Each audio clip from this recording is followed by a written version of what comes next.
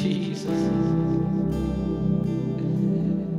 your presence, your presence, your presence.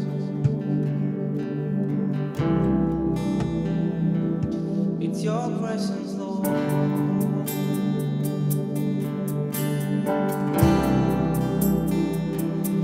It is your presence, Lord, that makes us whole. It is your presence, Lord, that completes us. It is your presence, Lord, that comforts us. It is your presence, Lord, that satisfies us, Lord. And it is your presence, Lord. It's your presence, your presence, your presence, your presence. It's your presence, Lord. സാന്നിധ്യം, സാന്നിധ്യം, സാന്നിധ്യം. ഞങ്ങളെ പൂർണ്ണനാക്കുന്ന, ഞങ്ങളെ തൃപ്തിപ്പെടുത്തുന്ന, ഞങ്ങളെ സന്തോഷിപ്പിക്കുന്ന അങ്ങയുടെ സാന്നിധ്യം.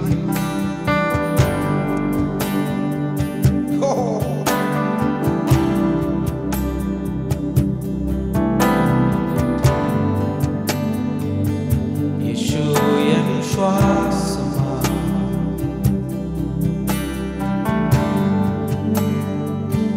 യേശു എൻ ശ്വാസമാണ്,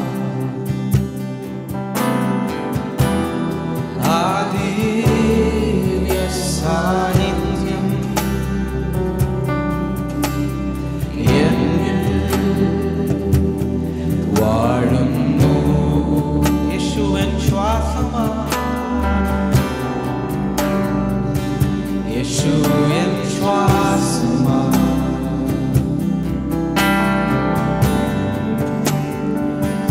യേശു എൻ ശ്വാസമാണ്, ആ ദിവ്യ സാന്നിധ്യം എന്നിൽ വാഴുന്നു. ജീവന്റെ അപ്പമാ, ജീവന്റെ അപ്പമാ,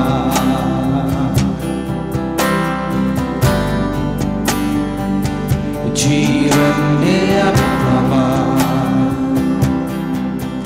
ഓ ആ ദിവ്യവചനം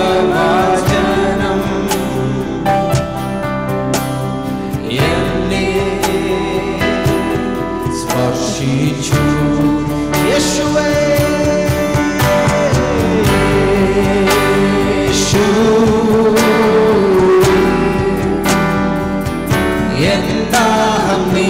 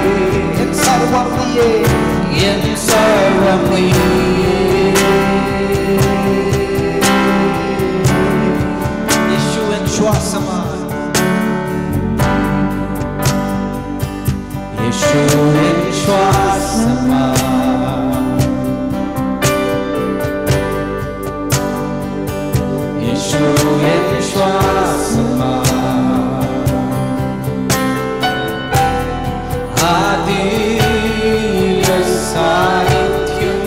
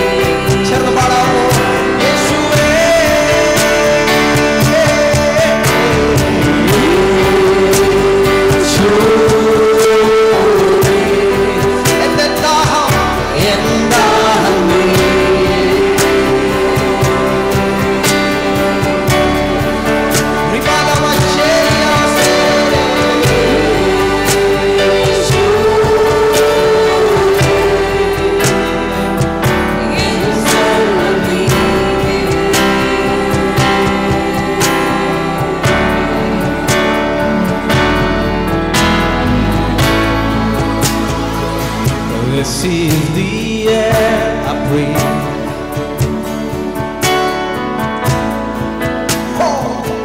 This is the air I breathe. Your holy presence, your holy presence, living in me, living in me. This is my daily bread. This is my daily bread.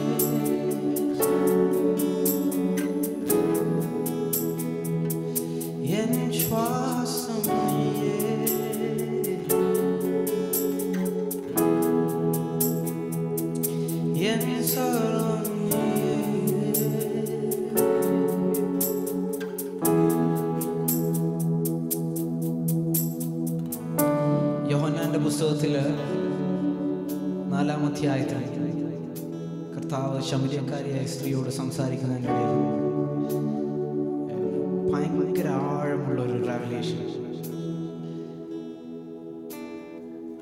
കർത്താവ് ഇങ്ങനെ പറയുന്നത്, but an hour is coming, ഒരു നാഴിക വരുന്നുണ്ട്, വന്നുമിരിക്കുന്നു. And it is there, it is now, when true worshippers will worship the Father in spirit and in truth. സത്യ നമസ്കാരികൾ പിതാവിനെ ആത്മാവിലും സത്യത്തിലും നമസ്കരിക്കുന്ന നാഴിക വരും. When the true worshippers will worship the Father. അവിടെ എഴുതിയിരിക്കുന്നത് when true worship leaders will help people to worship the Father എന്നല്ല. സത്യ നമസ്കാരികൾ ആയിട്ടുള്ളവർ ജനത്തെ ദൈവത്തെങ്കിലേക്ക്, ആരാധനയെങ്കിലേക്ക് നയിക്കുന്നുവെന്നല്ല വചനത്തിൽ എഴുതിയിരിക്കുന്നത്. കർത്താവ് പറയുന്നത് സത്യ നമസ്കാരികൾ പിതാവിനും സത്യത്തിലും ആത്മാവിലും ആരാധിക്കുന്ന നാഴിക വരും. പിന്നെ അവിടെ മനസ്സിലാക്കാൻ പറ്റുന്നൊരു കാര്യം, ട്രൂ വർഷിപ്പേഴ്സ് വിൽ. ആ ആരാധന, it is a choice, it is a responsibility.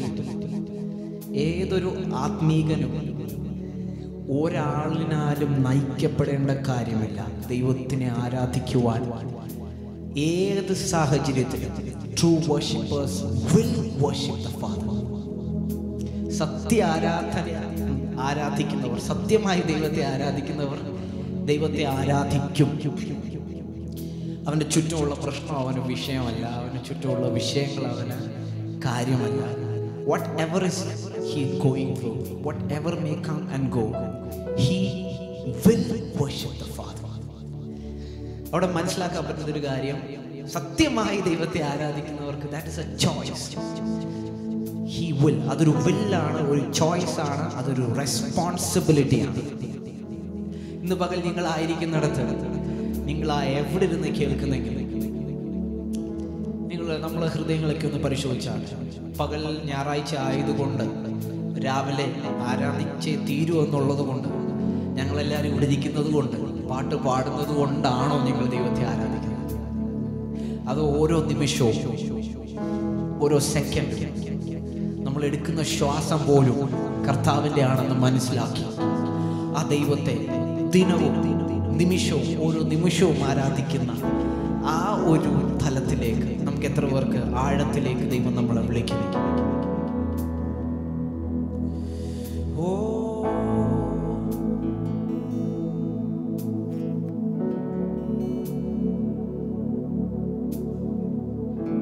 അതുകൊണ്ടാണ് ദാവീദ് പറയുന്നത്, ഐ വിൽ പ്രൈസ് ഗോഡ്.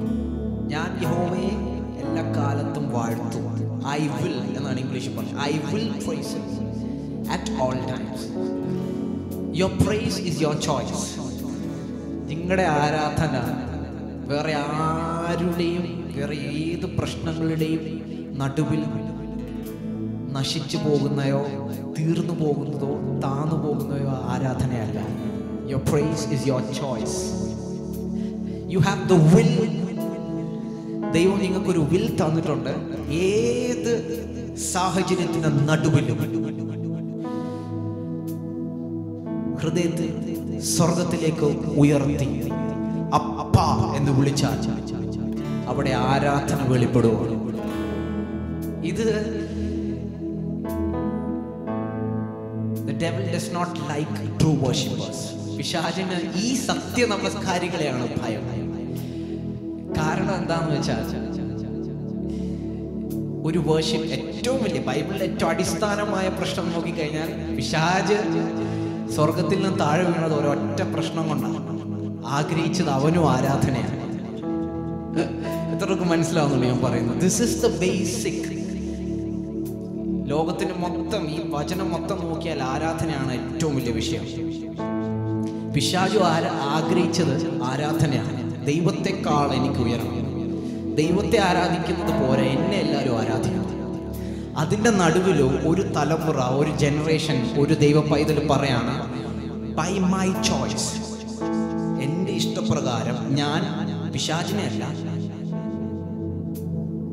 സ്വർഗാതിസ്വർഗത്തിലുള്ള ദൈവത്തെ ആരാധിക്കാൻ പോവാ എന്നൊരു ഡിസിഷൻ താങ്കൾ എടുക്കുമ്പോൾ അവിടെ തന്നെ ദൈവത്തിൻ്റെ ഒരു ഫേവർ വെളിപ്പെടും.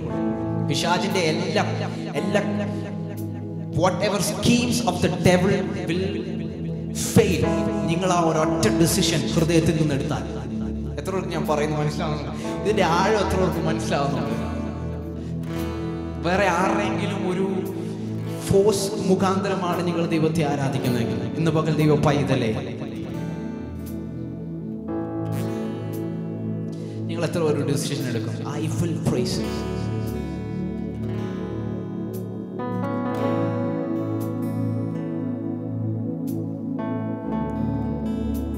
ഹൃദയങ്ങളെയൊക്കെ ഒന്ന് ശോധന ചെയ്ത് കണ്ണുകളെ അടച്ച് നിങ്ങൾ ഇരിക്കുന്ന ഏത് സ്ഥലത്താണെങ്കിലും, നിങ്ങൾ എന്നെ വിശ്വസിച്ചാലും ഇല്ലെങ്കിലും ഞാൻ നിങ്ങളോട് പറയട്ടെ, ഹൃദയം തുറന്ന് പിതാവേ എന്ന് വിളിക്കുന്ന ഏതൊരു മനുഷ്യൻ അവന്റെ കുലം നോക്കാതെ, അവന്റെ കളർ നോക്കാതെ, അവന്റെ ബാക്ക്ഗ്രൗണ്ട് നോക്കാതെ, അവന്റെ എഡ്യൂക്കേഷൻ നോക്കാതെ, അവന്റെ വിശുദ്ധി നോക്കാതെ പിതാവേ എന്ന് വിളിക്കുന്ന ഏതൊരു പൈതലിനും ഇന്ന് കർത്താവിലേക്ക് ആക്സസ് ഉണ്ട്.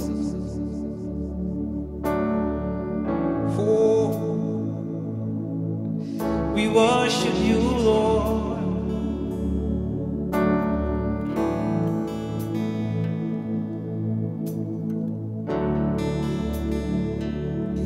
കണ്ടോ, ഇവിടെ എഴുതിയിരിക്കുന്നുണ്ടോ, true worshippers will worship the Father. പിതാവിനെയാണ് ആരാധിക്കുന്നത്.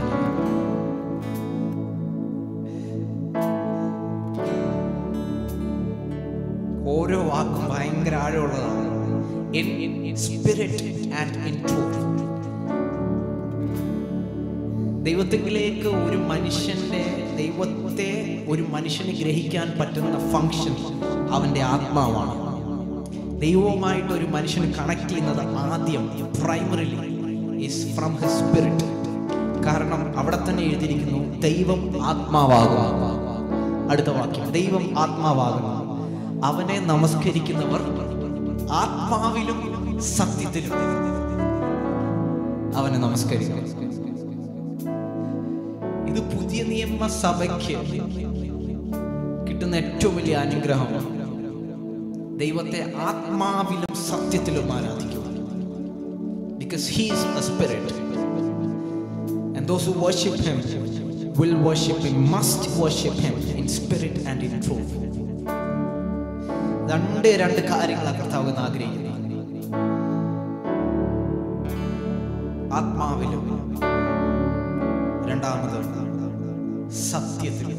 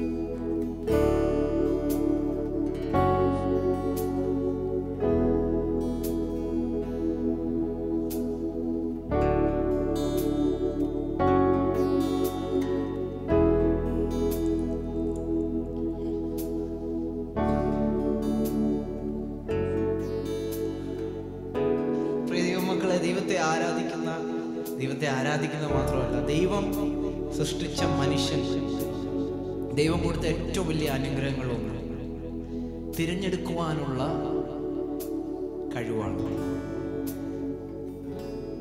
The ability to make choices. ഞാൻ ആത്മാവിൽ കാണുക, നിങ്ങളുടെ ഏറ്റവും കഠിനമായ പ്രശ്നത്തിന്റെ നടുവിൽ if you can make a choice to worship God, നിങ്ങളുടെ ഏറ്റവും ബുദ്ധിമുട്ടുള്ള നേരത്തിൽ, നിങ്ങളുടെ ഏറ്റവും വലിയ അർദ്ധരാത്രി നിങ്ങൾക്ക് ഒരു തെരഞ്ഞെടുപ്പ് നടത്താം. ആ തെരഞ്ഞെടുപ്പ് ദൈവത്തെ ആരാധിക്കാനാണെങ്കിൽ ആ നിമിഷം സ്വർഗത്തിലെ സകല സൈന്യവും നിങ്ങൾക്ക് വേണ്ടി ഇറങ്ങി വരും.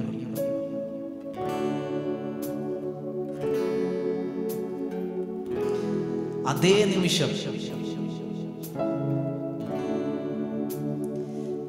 പിശാചിന്റെ സകല സ്കീമുകളും ക്യാൻസൽ ആകും, കൺഫ്യൂസ്ഡ് ആകും. ഇവനെ ഇത്രയും വലിയ പ്രശ്നത്തിന്റെ നടുവിൽ കൊണ്ടിട്ടിട്ട് how can he worship God in the midst of such mess?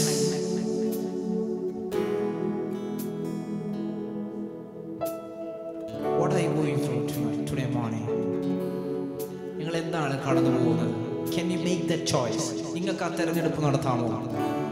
I will praise him at all times. ഞാൻ യഹോവയെ എല്ലാ കാലത്തും വാഴ്ത്തും. ഈ വചനങ്ങളുടെ ആഴം മനസ്സിലാകുന്നവർ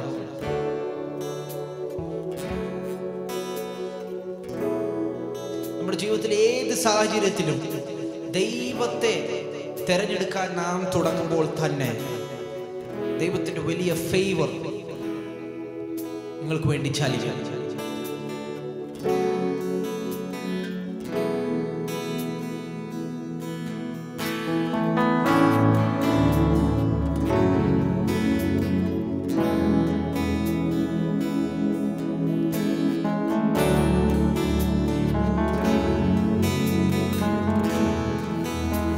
നിൻ സാന്നിധ്യം മതി. എത്ര പേർ ഹൃദയത്തിൽ നിന്ന് പറയും, നിൻ സാന്നിധ്യം മതി.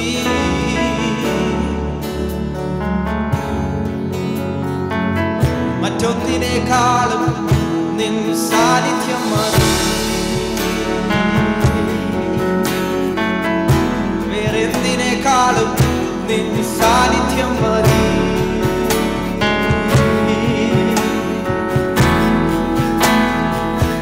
നിൻ സാന്നിധ്യം മതി.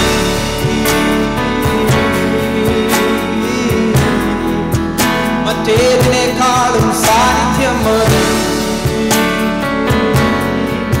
പറഞ്ഞാടെ, യേശുവേ നിൻ സാന്നിധ്യം മതി. Your presence is enough, Lord. Your presence is enough.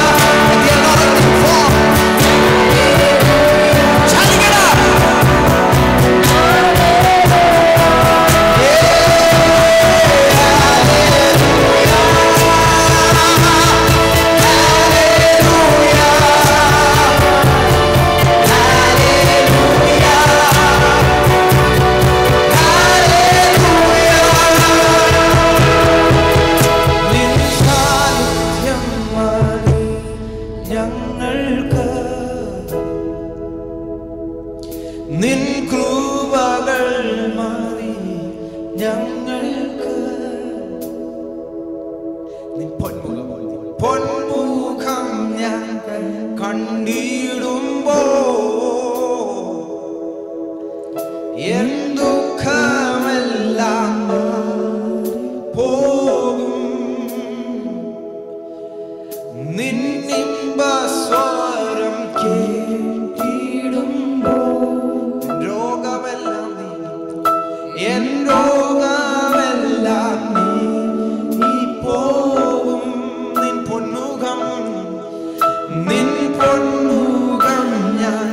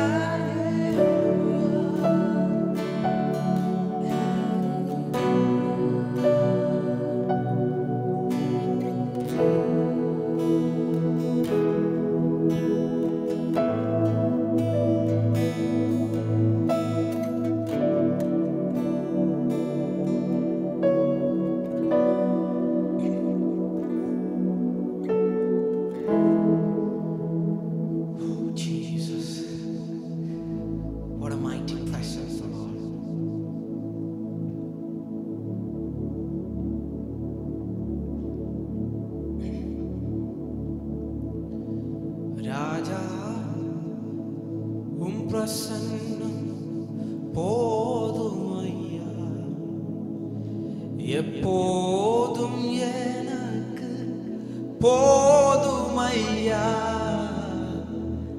ராஜா உம் பிரசன்னம் போதுமையா. எப்போதும் எனக்கு போதுமையா பிரசன்னம் பிரசன்னம் தேவா பிரசன்னம் பிரசன்னம் பிரசன்னம் தேவா பிரசன்னம் ராஜா உம் பிரசன்னம் போதுமையா. எப்போதும் எனக்கு போதுமையா ராஜா உம் பிரசன்னம் போதுமையா. எப்போதும் எனக்கு போதுமையா பிரசன்னம் பிரசன்னம் தேவா பிரசன்னம். ஓ பிரசன்னம் பிரசன்னம் தேவா பிரசன்னம். ஓ பிரசன்னம் பிரசன்னம் தேவா பிரசன்னம். ஓ பிரசன்னம் பிரசன்னம் தேவா பிரസന്നം. സാന്നിധ്യം, പ്രസന്നം, പ്രസൻസ് എന്നൊക്കെ കേൾക്കുമ്പോൾ നമ്മുടെ ഉള്ളിൽ വരുന്ന ഇമേജറികളിൽ പലതുണ്ട്. അതിലേറ്റവും മികച്ചു നിൽക്കുന്നത് ഒരു പ്രാവ് വന്നിരിക്കുന്നതോ അല്ലെങ്കിൽ ഒരു കാറ്റടിക്കുന്നതോ അല്ലെങ്കിൽ ഒരു ശ്വാസമോ അല്ലെ, അല്ലെങ്കിൽ ഒരു വെളുത്ത ഒരു എന്തോ ഒരു അല്ലെങ്കിൽ ഒഴുകുന്ന നദിയൊക്കെയാണ് പലർക്കും പ്രസൻസ് എന്ന് പറയുന്നത്. എന്നെ കേൾക്കുന്ന ദൈവ പൈതലെ, നമ്മൾ മനസ്സിലാക്കേണ്ട ഏറ്റവും വലിയ കാര്യം പ്രസൻസ് ഈസ് എ പേഴ്സൺ. ദൈവ സാന്നിധ്യം ഒരു വ്യക്തിയാണ്. That person is Christ himself.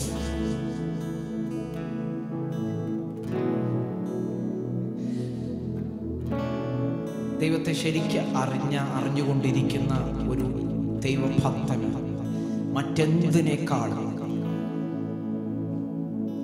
കഴിഞ്ഞ ആഴ്ച ദൈവത്തിന്റെ ദാസൻ നമ്മളോട് പറഞ്ഞതുപോലെ അവനെ നേടണം.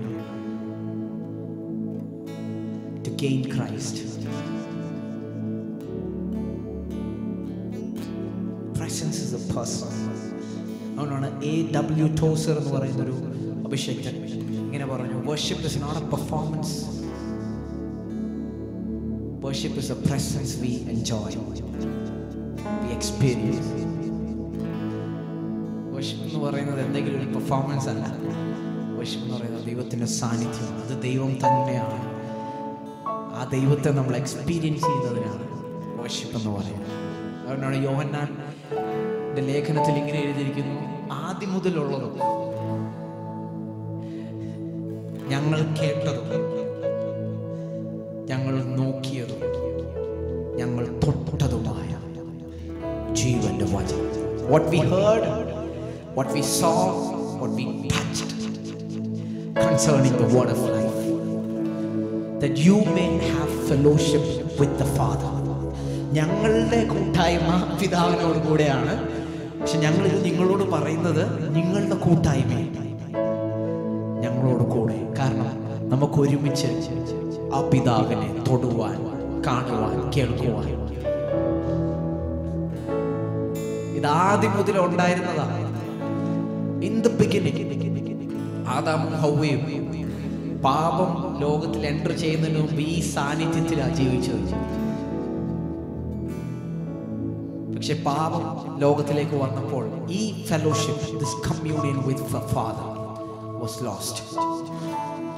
പക്ഷേ ജീവന്റെ വചനം ജഡമായി തീർന്നു, ഭൂമിയിലേക്ക് ഇറങ്ങി വന്നു എനിക്കും നിനക്കും വേണ്ടി യാഗമായി തീർന്നത്. To restore that fellowship that we have with the Father. ദൈവമായിട്ട് നമുക്കുള്ള ആ ബന്ധത്തെ തിരിച്ചു പിടിക്കാൻ വേണ്ടിയാണ് കർത്താവ് നമുക്ക് വേണ്ടി മരിച്ചത്. പ്രസന്നം ദേവ പ്രസന്നം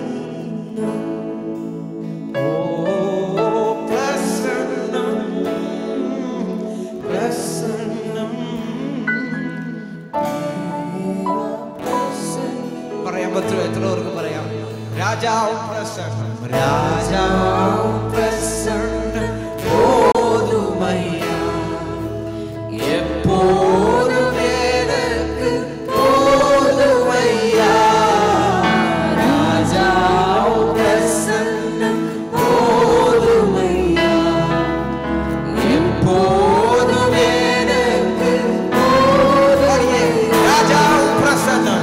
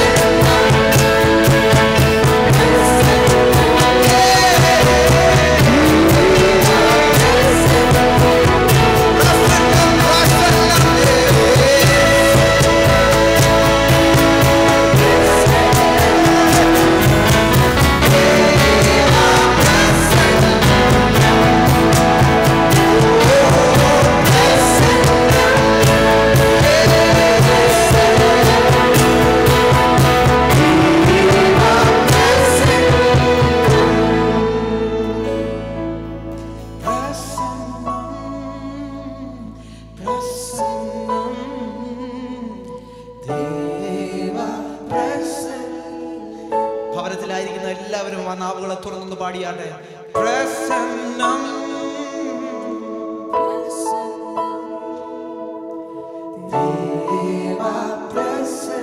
Come on, ആരും നാവുകളെ പൂട്ടിയിരിക്കാതെ come on. പ്രസന്നം പ്രസന്നം ദേവ പ്രസന്നം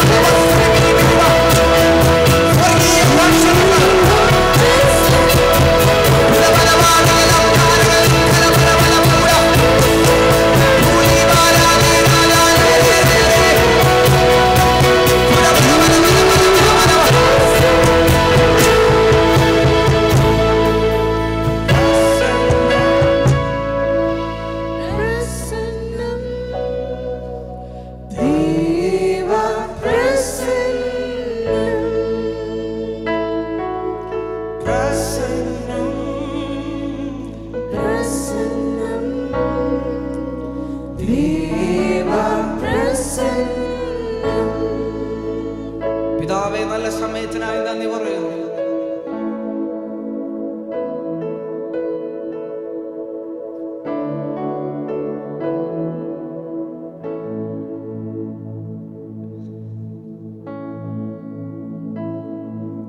ഏതു നേരത്തും അപ്പാന്ന് വിളിക്കുമ്പോൾ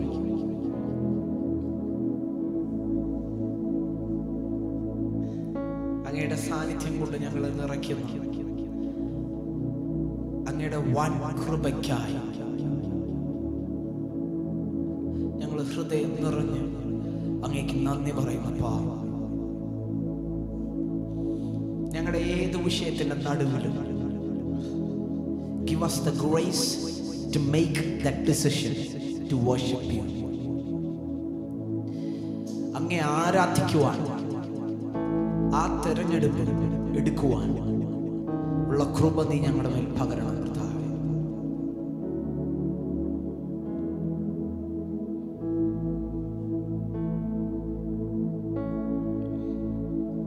പ്രശ്നത്തിലേക്ക് നോക്കുവാൻ, വേദനയിലേക്ക് കണ്ണു നോക്കുവാൻ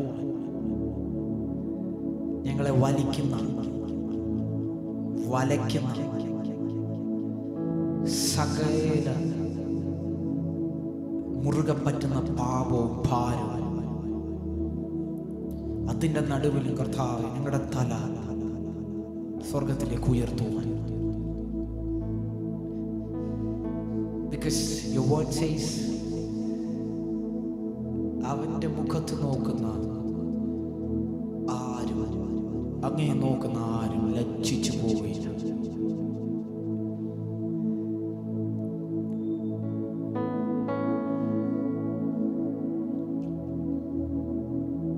ഞങ്ങളെ തല ഉയർത്തി നിൽക്കുമാറാകുന്ന ദൈവമേ,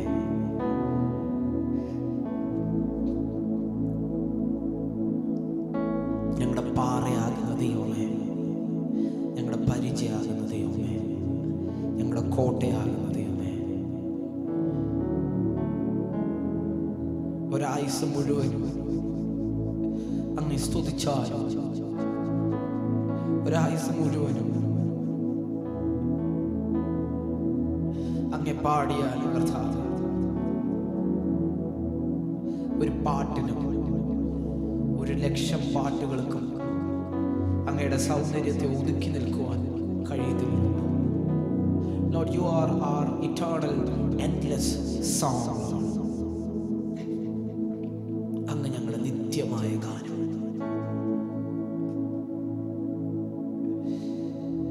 ലോകത്തിന്റെ സകല ലോജിക്കുകളെയും റാഷണാലിറ്റികളെയും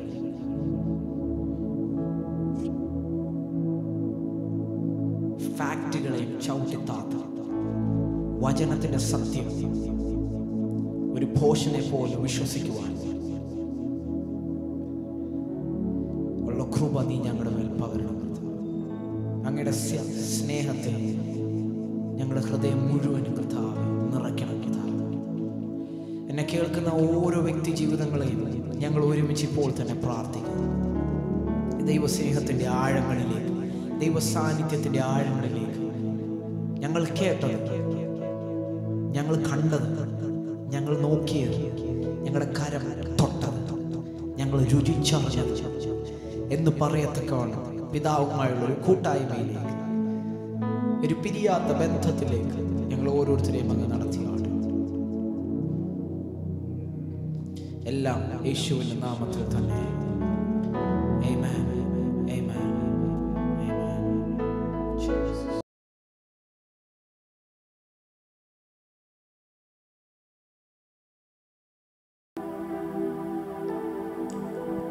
2020 എന്ന പുതുവർഷത്തിൻ്റെ 6ാം മാസത്തിലേക്ക് പരിശുദ്ധാത്മാവ് നമ്മെ കരം പിടിച്ച് നടത്തിക്കൊണ്ടുവരികയാണ്. നീണ്ട ഏകദേശം 3 മാസങ്ങളിലായി ലോക്ക്ഡൗൺ ആയിരിക്കുന്നു. പ്രത്യേകിച്ച് ഏപ്രിൽ മാസത്തിൻ്റെ ആദ്യത്തെ ആഴ്ച മുതൽ പരിശുദ്ധാത്മാവ് നമുക്ക് തന്ന വളരെ ആഴമേറിയ ഒരു ദൈവിക സന്ദേശമാണ് സ്റ്റേ അറ്റ് ഹോം. വീട്ടിലായിരിക്കുക. ലോകം മുഴുവനും കേട്ട, ഗവൺമെന്റ്, ഭൗതിക ലോകം മുഴുവനും പറഞ്ഞ സ്റ്റേ അറ്റ് ഹോം എന്ന ആ ആശയത്തെ ദൈവിക വെളിപ്പാടിൽ കൂടെ നിങ്ങളോട് സംസാരിപ്പാൻ കർത്താവ് നമുക്ക് കൃപ നൽകി. എന്നാൽ ഈ ഒരു പീരീഡ്, നമ്മളിപ്പോൾ ആയിരിക്കുന്ന ഈ ഒരു ടൈം, കഴിഞ്ഞ ദിവസം പ്രാർത്ഥനാ മുറിയിലായിരിക്കുമ്പോൾ പരിശുദ്ധാത്മാവ് സംസാരിച്ചത് ഒരു ഫുട്ബോൾ കളിക്ക് ഇടയിലുള്ള ഒരു ബ്രേക്ക് പോലെ. നോർമൽ ഒരു ഫുട്ബോൾ ഗെയിം എന്ന് പറയുന്നത് 90 മിനിറ്റാണ്. അതിനകത്ത് 45 മിനിറ്റിന് ശേഷം 10-15 മിനിറ്റ്സ്, 15 മിനിറ്റ് ഒരു ബ്രേക്ക് ആണ്. ഇതുപോലെ തന്നെ കർത്താവിനെ സ്നേഹിക്കുന്ന ദൈവമക്കളോടുള്ള ബന്ധത്തിൽ ഇപ്പോൾ ഈ ലോക്ക്ഡൗൺ കാലയളവ് എന്ന് പറയുന്നത് നമുക്കൊരു ബ്രേക്കാണ്. അടുത്ത 45 മിനിറ്റ് കളിക്ക് മുമ്പ് ഉള്ള ഒരു ഷോർട്ട് ബ്രേക്ക്. സാധാരണ ഈ ഇടവേള 45 മിനിറ്റ് കളിച്ച കളിക്കാർ ചെയ്യുന്നത് റിലാക്സ് ചെയ്യുവാൻ, റെസ്റ്റ് ചെയ്യുവാൻ ആ സമയം ഉപയോഗിക്കുന്നു. അതിനുശേഷമായി റിഫ്രഷ്മെന്റ്, തുടർന്ന് 45 മിനിറ്റ് കളിച്ച കളിയെക്കുറിച്ചുള്ള ഒരവലോകനം. എന്തൊക്കെ പരാജയങ്ങളാണ് സംഭവിച്ചത്, എവിടെയൊക്കെ നമുക്ക് ജയിക്കാൻ പറ്റി, ഒരു വിലയിരുത്തൽ, ഇവാലുവേഷൻ. തുടർന്ന് ഉള്ള 45 മിനിറ്റ് എങ്ങനെ കളിക്കാം, ഗെയിം പ്ലാൻ ചെയ്യാനും ഈ സമയം ഉപയോഗിക്കും. ഇത്രയും കാര്യം ഞാൻ നിങ്ങളോട് പറഞ്ഞത് ഈ ലോക്ക്ഡൗൺ പീരീഡിൽ നമ്മുടെ ജീവിതത്തിൽ കർത്താവ് ചെയ്തുകൊണ്ടിരുന്ന കാര്യങ്ങളാണിപ്പോൾ. നാം ദൈവസന്നിധിയിൽ റെസ്റ്റ് എടുക്കാനും നാം റിലാക്സ് ചെയ്യുവാനുമുള്ള സമയങ്ങളായിരുന്നു കഴിഞ്ഞ ആഴ്ചകൾ, മാസങ്ങൾ. എന്നാൽ തുടർന്ന് വരുന്ന ഈ ജൂൺ മാസം പരിശുദ്ധാത്മാവ് വളരെ ശക്തമായി ഇടപെടുന്നു. Get ready for a new game. ഒരു പുതിയ കളിക്ക് വേണ്ടി നാം പ്രിപ്പയർ ആകുവാൻ പരിശുദ്ധാത്മാവ് നമ്മെ വിളിക്കുന്നു. പുതിയ ഗെയിമിന് എങ്ങനെ കളിക്കാം എന്നുള്ള ഒരു വിലയിരുത്തൽ ഈ സമയങ്ങൾ, ഈ ജൂൺ മാസം മുതൽ പരിശുദ്ധാത്മാവ് നമുക്ക് തരികയാണ്. ഹല്ലേലൂയ. അതാണ് യെശയ്യാപ്രവചനം 43:19. ഈ ലോക്ക്ഡൗൺ സീസണിൽ തന്നെ നമ്മളോട് ആത്മാവ് വീണ്ടും ഓർപ്പിച്ചുണർത്തിയ വചനം, ഇതാ ഞാൻ പുതിയതൊന്ന് ചെയ്യുന്നു, behold I will do something new. തിരുവചനത്തിലെ ഒരു ഭാഗം ഞാൻ നിങ്ങളെ ചൂണ്ടിക്കാണിച്ചുകൊണ്ട് ഇന്ന് പ്രഭാതം നാം തിരുവെഴുത്തിലേക്ക്, ദൈവിക ദൂതുകളിലേക്ക് പ്രവേശിക്കുകയാണ്.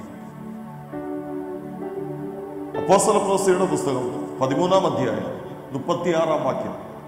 Acts chapter 13 verse 36.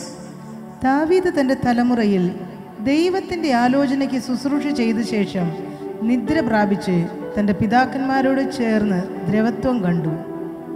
അനുഗ്രഹിക്കപ്പെട്ട തിരുവെഴുത്തിനായി ദൈവത്തെ സ്തുതിക്കുന്നു. ദാവീദ് തന്റെ തലമുറയിൽ ദൈവത്തിന്റെ ആലോചനയ്ക്ക് ശുശ്രൂഷ ചെയ്തു, നിദ്ര പ്രാപിച്ചു, തന്റെ പിതാക്കന്മാരോട് ചേർന്നു. ഈ തിരുവെഴുത്ത് നമ്മളോട് പറയുന്നത് ഓരോ തലമുറയിലും, ഓരോ ജനറേഷനിലും ദൈവത്തിന് പുതിയ പദ്ധതികളുണ്ട്. ദാവീദ് ജീവിച്ച തലമുറയിൽ തൻ്റെ മേലുള്ള ദൈവിക പദ്ധതി, തന്നെ കൊണ്ടുള്ള ശുശ്രൂഷയെ താൻ ഗ്രഹിക്കുകയും അതിനേൽപ്പിക്കപ്പെടുകയും അത് പൂർത്തീകരിക്കുകയും ചെയ്ത ഒരു അഭിഷക്തനാണ് ദാവീദ്. പഴയ നിയമത്തിൽ നിന്ന് ദാവീദിനെ എടുത്തു കാണിക്കുമ്പോൾ പുതിയ നിയമത്തിൽ അതുപോലെ തന്നെ ഒരു ദൈവിക അഭിഷക്തൻ. 2 തീമോഥെയോസ് 4-ാം അധ്യായം 7-8 വാക്യത്തിൽ മറ്റാരുമില്ല, അപ്പോസ്തലനായ പൗലോസ്.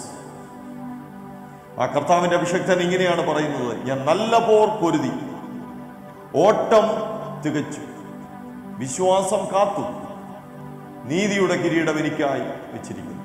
നല്ല ഉറപ്പോടെ പറയുകയാണ്, ദൈവം എനിക്ക് തന്നിരിക്കുന്ന അസൈൻമെന്റ്, എൻ്റെ തലമുറയിൽ ഞാൻ ചെയ്യേണ്ട ആ ശുശ്രൂഷ എനിക്ക് മനസ്സിലാകുകയും ആ അസൈൻമെന്റ് ഞാൻ പൂർത്തീകരിക്കുകയും ചെയ്തുവെന്ന് നല്ല ഉറപ്പോടെ പറയുകയാണ്. ഈ 2 തിരുവെഴുത്തുകൾ ഞാൻ നിങ്ങളോട് ഇന്ന് പ്രഭാതം പറയുന്നത്, ഓരോ തലമുറയിലും ദൈവത്തിന് ഓരോ പുതിയ പദ്ധതികൾ ആ തലമുറയെ കൊണ്ട് ചെയ്യിക്കാനുണ്ട്. ഈ തലമുറയിലും നമ്മെ കൊണ്ട് ചെയ്യിക്കേണ്ട പുതിയ പദ്ധതികൾക്കായി ഇന്ന് പ്രഭാതം നമുക്ക് ഒരുമിച്ച് ദൈവത്തെ സ്തുതിക്കാം. വീണ്ടും ഞാൻ ഓർപ്പിക്കുന്നു, be prepare for a new game. നമുക്ക് പുതിയൊരു കളിക്ക് അടുത്ത 45 മിനിറ്റ് ഒരു കളിക്ക് വേണ്ടി ലവ് ഫീസ് ഫാമിലി തയ്യാറാകട്ടെ എന്ന് ഞാൻ ആത്മാവിൽ നിങ്ങളോട് ഇന്ന് പ്രഭാതം ദൂതറിയിക്കുന്നു. ഹല്ലേലൂയ. നാം കഴിഞ്ഞ നീണ്ട ആഴ്ചകൾ റിലാക്സ് ചെയ്തു, റെസ്റ്റ് എടുത്തു. കർത്താവിന്റെ സന്നിധിയിൽ ഒരുപാട് ഫ്രീ ആയി നാം ആയിരുന്ന സമയമാണ്. എന്നാൽ പുതിയൊരു ഗെയിമിന് കർത്താവ് നമ്മെ വിളിക്കുന്നു. പുതിയ ഒരു കളിക്ക്, പുതിയൊരു ശുശ്രൂഷയ്ക്ക്. അതിനെ ഗ്രഹിപ്പാൻ കർത്താവ് നമുക്ക് കൃപ നൽകട്ടെ. തിരുവചനത്തിൽ നാം കാണുന്നു,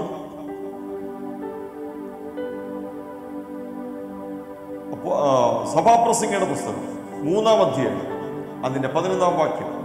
ഈ ലോക്ക്ഡൌൺ പീരീഡിൽ നമ്മൾ ആ പ്രാരംഭ സമയങ്ങളിൽ ധ്യാനിച്ച ഒരു ദൈവവചനമാണ്. എക്ലീഷിയൻസ് ചാപ്റ്റർ 3 വേഴ്സ് 11. ദൈവം ആദിയോടന്തം ചെയ്യുന്ന പ്രവൃത്തിയെ മനുഷ്യനെ ഗ്രഹിപ്പാൻ കഴിവില്ല. ദൈവം ഓരോ തലമുറയിലും ചെയ്യുന്ന പ്രവൃത്തിയെ സാധാരണ മനുഷ്യൻ ഗ്രഹിക്കാൻ കഴിയുന്നില്ല. എന്നാൽ ദൈവാത്മാവുള്ള രക്ഷിക്കപ്പെട്ട ദൈവത്തിന്റെ മക്കൾക്ക്, ദൈവമനുഷ്യർക്ക് ദൈവം ഭൂമിയിൽ ചെയ്യുന്ന കാര്യങ്ങളെ ഗ്രഹിപ്പാൻ കഴിയും. അതാണ് നമ്മുടെ ഏറ്റവും വലിയ അനുഗ്രഹം. പഴയ നിയമത്തിൽ നാം ഇങ്ങനെ വായിക്കുന്നു, ദൈവം തന്റെ പ്രവാചകന്മാർക്ക് വെളിപ്പെടുത്തി കൊടുക്കാത്ത ഒരു രഹസ്യവുമില്ല. താൻ സ്നേഹിക്കുന്ന തന്റെ മക്കൾക്ക് തന്റെ ഹൃദയത്തെ ദൈവം പകർന്നു കൊടുക്കും. ഹല്ലേലൂയ. സദൃശ്യവാക്യങ്ങളിൽ ഇങ്ങനെ പറയുന്നു, ഞാൻ എൻ്റെ മനസ്സ് നിങ്ങൾക്ക് പൊഴിച്ചു തരും. ദൈവഹൃദയത്തെ, ദൈവിക പദ്ധതിയെ, ദൈവ ഇഷ്ടത്തെ ഈ ദിനങ്ങളെ ഗ്രഹിച്ച് അതിനുവേണ്ടി ഏൽപ്പിക്കപ്പെടുവാൻ കർത്താവ് നമുക്ക് കൃപ നൽകട്ടെ. ഇന്നത്തെ പ്രഭാതം ഈ സെഷനിൽ എനിക്ക് നിങ്ങളോട് വീണ്ടും ഓർപ്പിക്കാനുള്ളത്, ദൈവത്തിന്റെ പ്ലാനിനെ ഈ തലമുറയിൽ തിരിച്ചറിയുക, അതിന് ഒരു പാർട്ടായി തീരുക. Know God's plan for each generation and be part of it. ദൈവം ഓരോ തലമുറയിലും ചെയ്യുന്ന തൻ്റെ പദ്ധതിയെ തിരിച്ചറിഞ്ഞ് അതിൻ്റെ ഭാഗമായി തീരുക എന്നുള്ളതാണ് ഏറ്റവും വലിയ ഭാഗ്യകരമായ അവസ്ഥ. നമുക്ക് ദൈവം കൃപ തരികയാണ്. ഈ തുടർന്നുള്ള നാളുകളിൽ അടുത്തൊരു വലിയ ഘട്ടം ചെയ്യേണ്ട കാര്യങ്ങളെ ദൈവം ഗ്രഹിപ്പിക്കുകയും അതിനുവേണ്ടി സഭയായി എന്നെ കേൾക്കുന്ന സകല ദൈവത്തിന്റെ മക്കളും ആത്മാവിൽ ഒന്നിച്ചു നിന്ന് അതിൻ്റെ ഒരു പാർട്ടായി തീരുവാൻ ദൈവം കൃപ നൽകട്ടെ എന്ന് ഞാൻ ഈ സമയം പ്രാർത്ഥിക്കുന്നു. നമുക്കെല്ലാത്തിനും മാതൃക, എക്സാമ്പിൾ മറ്റാരുമല്ല. അപ്പോസ്തലന്മാരെ എടുക്കാം, ശിഷ്യന്മാരെ എടുക്കാം, നമുക്ക് പിന്നിൽ അണിനിരന്നിരിക്കുന്ന ഒരുപാട് അഭിഷിക്തന്മാരെ മാതൃകയായി എടുക്കാമെങ്കിലും നമുക്ക് 100% ഫോളോ ചെയ്യാൻ പറ്റുന്ന ഒരാളെ ഭൂമിയിലുള്ളൂ. അത് നാം ആരാധിക്കുന്ന ആരാധ്യനായ യേശു ക്രിസ്തു തന്നെ. ഹല്ലേലൂയ. അതുകൊണ്ട് കർത്താവ് ഈ ഭൂമിയിലായിരുന്നപ്പോൾ കർത്താവിന്റെ ശുശ്രൂഷ 33 വർഷങ്ങളായിരുന്നു. കർത്താവിന്റെ ഈ ഭൂമിയിലെ ശുശ്രൂഷയ്ക്ക് കർത്താവ് തന്നെ പറഞ്ഞിരിക്കുന്ന ചില കാര്യങ്ങളെ ഇന്ന് പ്രഭാതം നിങ്ങളുടെ ശ്രദ്ധയിൽപ്പെടുത്തുന്നു. യോഹന്നാന്റെ സുവിശേഷം 5-ാം അധ്യായം 30-ാം വാക്യം, യോഹന്നാൻ 4:34. ഈ 2 വാക്യങ്ങൾ യേശു തന്റെ ഭൂമിയിലെ ശുശ്രൂഷയോടുള്ള ബന്ധത്തിൽ പറഞ്ഞിരിക്കുന്ന വിലപ്പെട്ട കാര്യങ്ങളാണ്. ദൈവത്തിന്റെ മക്കൾ ശ്രദ്ധിക്കുക. എനിക്ക് സ്വതേ ഒന്നും ചെയ്യുവാൻ കഴിയുന്നതല്ല. ഞാൻ കേൾക്കുന്നത് പോലെ ന്യായം വിധിക്കുന്നു. ഞാൻ എൻ്റെ ഇഷ്ടമല്ല, എന്നെ അയച്ചവൻ്റെ ഇഷ്ടമത്രേ ചെയ്യുവാൻ ഇച്ഛിക്കുന്നത് കൊണ്ട് എൻ്റെ വിധി നീതിയുള്ളത് ആകുന്നു. നിങ്ങൾ ആ വാക്യം ശ്രദ്ധിച്ചുവെന്ന് ഞാൻ വിശ്വസിക്കുന്നു.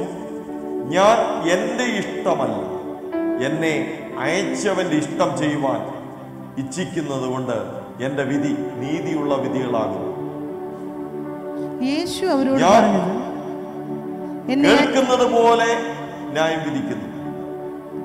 കർത്താവ് എല്ലാ കാര്യങ്ങളും ചെയ്തത് പിതാവിൽ നിന്ന് ഓരോ സമയവും കേട്ട് ചെയ്യുകയാണ്.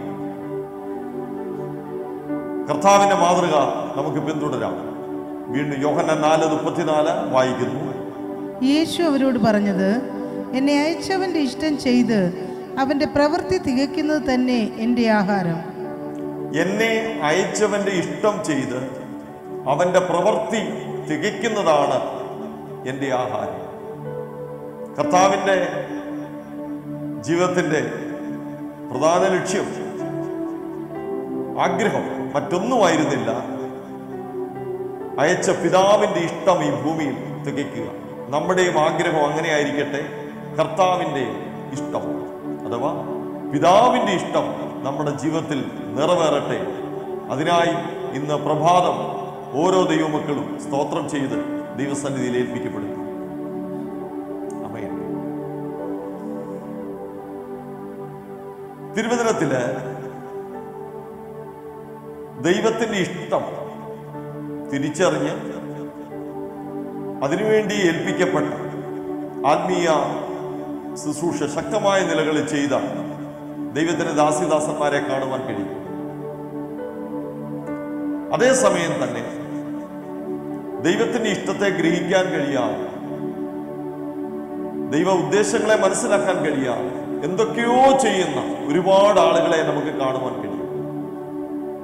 കഴിഞ്ഞ ആഴ്ച നമ്മുടെ കുറിവാക്യം നാം വായിച്ചത് മത്തായി സുവിശേഷം 7-ാം അധ്യായം 24 മുതൽ 27 വരെയുള്ള വാക്യങ്ങൾ. ഇന്ന് പ്രഭാതവും നമ്മൾ ഇതിലേക്ക് മടങ്ങി വരും. കഴിഞ്ഞ ആഴ്ച മുതൽ നമ്മളോട് പരിശുദ്ധാത്മാവ് വീണ്ടും സംസാരിക്കുന്നത് മത്തായി 7:24 മുതൽ 27 വരെയുള്ള വാക്യങ്ങളിൽ നിന്നാണ്. ആകയാൽ എൻ്റെ ഈ വചനങ്ങളെ കേട്ടു ചെയ്യുന്നവനൊക്കെയും പാറമേൽ വീട് പണിത ബുദ്ധിയുള്ള മനുഷ്യനോട് തുല്യനാകുന്നു. വൻമഴ ചൊരിഞ്ഞു, നദികൾ പൊങ്ങി, കാറ്റടിച്ചു, ആ വീടിന്മേൽ അലച്ചു. അത് പാറമേൽ അടിസ്ഥാനമുള്ളതാകയാൽ വീണില്ല. എൻ്റെ ഈ വചനങ്ങളെ കേട്ട് ചെയ്യാത്തവനൊക്കെയും മണലിന്മേൽ വീട് പണിത മനുഷ്യനോട് തുല്യനാകുന്നു. വൻമഴ ചൊരിഞ്ഞു, നദികൾ പൊങ്ങി, കാറ്റടിച്ചു, ആ വീടിന്മേൽ അലച്ചു. അത് വീണു, അതിൻ്റെ വീഴ്ച വലിയതായിരുന്നു. അനുഗ്രഹിക്കപ്പെട്ട ദൈവദിനത്തിനായി നമുക്ക് ഇന്ന് പ്രഭാതവും കർത്താവിനെ സ്തുതിക്കാം. മത്തായി 7:24 മുതൽ 27 വരെയുള്ള വചനങ്ങൾ 2 ടൈപ്പ് വീടുകളെ പറ്റി പറയുന്നു. 2 types of houses. 2 ടൈപ്പ് മനുഷ്യരെ പറ്റി പറയുന്നു. 2 ടൈപ്പ് ജ്ഞാനത്തെ പറ്റി പറയുന്നു. 2 ടൈപ്പ് പണികളെ പറ്റി പറയുന്നു. ഇതാണ് ആ വാക്യങ്ങളിൽ കാണാൻ കഴിയുന്നത്. ഇന്നും ഭൂമിയിൽ 2 ഗ്രൂപ്പ് ആളുകളെ ഉള്ളൂ. ലോകം, വർണ്ണം, വർഗം, ഇങ്ങനെ ഭാഷ, കൾച്ചർ, പലതിൻ്റെ അടിസ്ഥാനത്തിൽ ഒരുപാട് കാറ്റഗറി ആളുകളെ പറ്റി പറയുന്നെങ്കിൽ ബൈബിള് 2 ഗ്രൂപ്പ് ആളുകളെ പറ്റി പറയുന്നു. ഒന്ന് ബുദ്ധിയുള്ള മനുഷ്യൻ, 2 ബുദ്ധിയില്ലാത്ത മനുഷ്യൻ. ദൈവത്തിന്റെ ഇഷ്ടമറിഞ്ഞ് ഈ ഭൂമിയിൽ ജീവിക്കുന്ന മനുഷ്യരും ദൈവഹിതം അറിയാതെ എന്തൊക്കെയോ ചെയ്ത് ജീവിക്കുന്ന ആളുകൾ. അതാണ് ഈ ഭാഗം നമുക്ക് വെളിപ്പെടുത്തി തരുന്നത്. അതിന് പുതിയ നിയമത്തിൽ നിന്ന് കർത്താവ് ഈ ഭൂമിയിലായിരിക്കുമ്പോൾ പരിശുശ്രൂഷയുടെ കാലത്ത് കർത്താവിന്റെ അരികിലേക്ക് വന്ന 2 പ്രിയപ്പെട്ടവരെ, 2 സഹോദരിമാരെ അതിനുദാഹരണമായി ഞാൻ നിങ്ങൾക്ക് പരിചയപ്പെടുത്താം. ലൂക്കോസ് സുവിശേഷം 10-ാം അധ്യായം 38 മുതൽ 42 വരെയുള്ള വാക്യങ്ങളാണത്. പിന്നെ അവർ യാത്ര പോകുകയിൽ അവനൊരു ഗ്രാമത്തിലെത്തി. മാർത്ത എന്നു പേരുള്ള സ്ത്രീ അവനെ വീട്ടിൽ കൈക്കൊണ്ടു. അവൾക്ക് മറിയ എന്ന സഹോദരി ഉണ്ടായിരുന്നു. അവൾ കർത്താവിൻ്റെ കാൽക്കലിരുന്ന് അവൻ്റെ വചനം കേട്ടുകൊണ്ടിരുന്നു. മാർത്തയോ വളരെ ശുശ്രൂഷയാൽ കുഴുങ്ങിയിട്ട് അടുക്കെ വന്നു. കർത്താവേ, എൻ്റെ സഹോദരി ശുശ്രൂഷയ്ക്ക് എന്നെ തനിച്ചു വിട്ടിരിക്കുന്നതിൽ നിനക്ക് വിചാരമില്ലയോ? എന്നെ സഹായിപ്പാൻ അവളോട് കൽപ്പിച്ചാലും എന്ന് പറഞ്ഞു. കർത്താവ് അവളോട്, മാർത്തയെ, മാർത്തയെ, നീ പലതിനെ ചൊല്ലി വിചാരപ്പെട്ടും മനം കലങ്ങിയും ഇരിക്കുന്നു. എന്നാൽ അല്പമേ വേണ്ടൂ, അല്ല ഒന്നു മതി. മറിയ നല്ല അംശം തിരഞ്ഞെടുത്തിരിക്കുന്നു, അത് ആരും അവളോട് അപഹരിക്കുകയുമില്ല. മറിയ നല്ല അംശം തിരഞ്ഞെടുത്തിരിക്കുന്നു, അത് അവളോട് ആരും അപഹരിക്കുകയുമില്ല. രണ്ട് സഹോദരിമാരാണ്. ഞാൻ ഇന്ന് 7:24 പറഞ്ഞതുപോലെ ടു ടൈപ്സ് ഓഫ് മാൻ, രണ്ട് ടൈപ്പ് മനുഷ്യർ. അത് നമുക്കിവിടെ കാണുവാൻ കഴിയും. ഒന്ന് മാർത്ത, രണ്ട് മറിയ. നമ്മള് മാർത്തയെ പറ്റി കാണുന്നത് അവൾ ശുശ്രൂഷ ചെയ്ത്, വളരെ ശുശ്രൂഷ ചെയ്ത് കുഴങ്ങി. ഇത് ഞാൻ സെക്കുലർ വേൾഡിലെ കാര്യമല്ല, ആത്മലോകത്ത് കർത്താവിനെ അറിഞ്ഞവരും ദൈവകൃപയിലേക്ക് വന്നവരുമായ ആളുകളിൽ രണ്ട് ഗ്രൂപ്പ് ആളുകളെ ഇന്നും നമുക്ക് ഭൂമിയിൽ കാണാം. ഒരു ഗ്രൂപ്പ് ആളുകൾ മാർത്തയുടെ കാറ്റഗറിയാണ്. ഒരുപാട് കാര്യങ്ങൾ ഭൂമിയിൽ ചെയ്യുന്നുണ്ട്. അവര് ശുശ്രൂഷ ചെയ്ത് കുഴങ്ങിപ്പോയി എന്ന് കാണാം. മാർത്തയെ പറ്റി താഴോട്ട് വായിക്കുമ്പോൾ അവള് കർത്താവിനോട് കംപ്ലൈന്റ് പറയുകയാണ്. അവള് പലതിനെ ചൊല്ലി വിചാരപ്പെടുകയാണ്, ആകുലപ്പെടുകയാണ്. അവിടെ ഉള്ളിൽ ഒരു തരി പോലും സമാധാനമില്ല, സന്തോഷമില്ല, തൃപ്തിയില്ല. ഇങ്ങനെ എന്തൊക്കെയോ ചെയ്ത് ഒട്ടും സമാധാനമില്ലാതെ, സന്തോഷമില്ല, തൃപ്തിയില്ലാതെ ആയിരിക്കുന്ന ഒരു കൂട്ടം ആളുകൾ ഇന്ന് ആത്മലോകത്തിലുണ്ട്. എന്നാൽ രണ്ടാമത്തെ കാറ്റഗറി മറിയയുടേതാണ്. മറിയ ഒരുപാട് കാര്യങ്ങളൊന്നും ചെയ്തില്ല. അവൾ 10:39 ലൂക്കോസ് 10:39 നാം കാണുന്നു, കർത്താവിന്റെ കാൽക്കൽ ഇരുന്ന് വചനം കേട്ടുകൊണ്ടിരുന്നു. ഇന്ന് പ്രഭാതം എന്നെ കേൾക്കുന്ന, കർത്താവിനെ സ്നേഹിക്കുന്ന എല്ലാ ദൈവമക്കളോടും എനിക്ക് പറയാനുള്ളത്, മാർത്തയുടെ ഗ്രൂപ്പിലല്ല, മറിയയുടെ ഗ്രൂപ്പിലേക്ക് പരിശുദ്ധാത്മാവ് നമ്മെ വിളിക്കുന്നു. എന്താണ് അവൾ ചെയ്തത്? യേശുവിന്റെ പാദപീഠത്തിൽ ഇരുന്ന്, യേശുവിന്റെ സാന്നിധ്യത്തിന് കീഴിലിരുന്ന്, യേശുവിന്റെ വാക്കുകളെ അവൾ കേട്ടുകൊണ്ടേയിരുന്നു. ഇന്ന് പ്രഭാതവും ഈ ദിനങ്ങളിൽ, ഈ സീസണിലും ദൈവം നമ്മെ വിളിക്കുന്നത് അവന്റെ വായിൽ നിന്ന് പുറപ്പെടുന്ന വചനത്തെ കേൾക്കുവാൻ, അത് ഗ്രഹിക്കുവാൻ ദൈവാത്മാവ് നമ്മെ വിളിക്കുന്നു.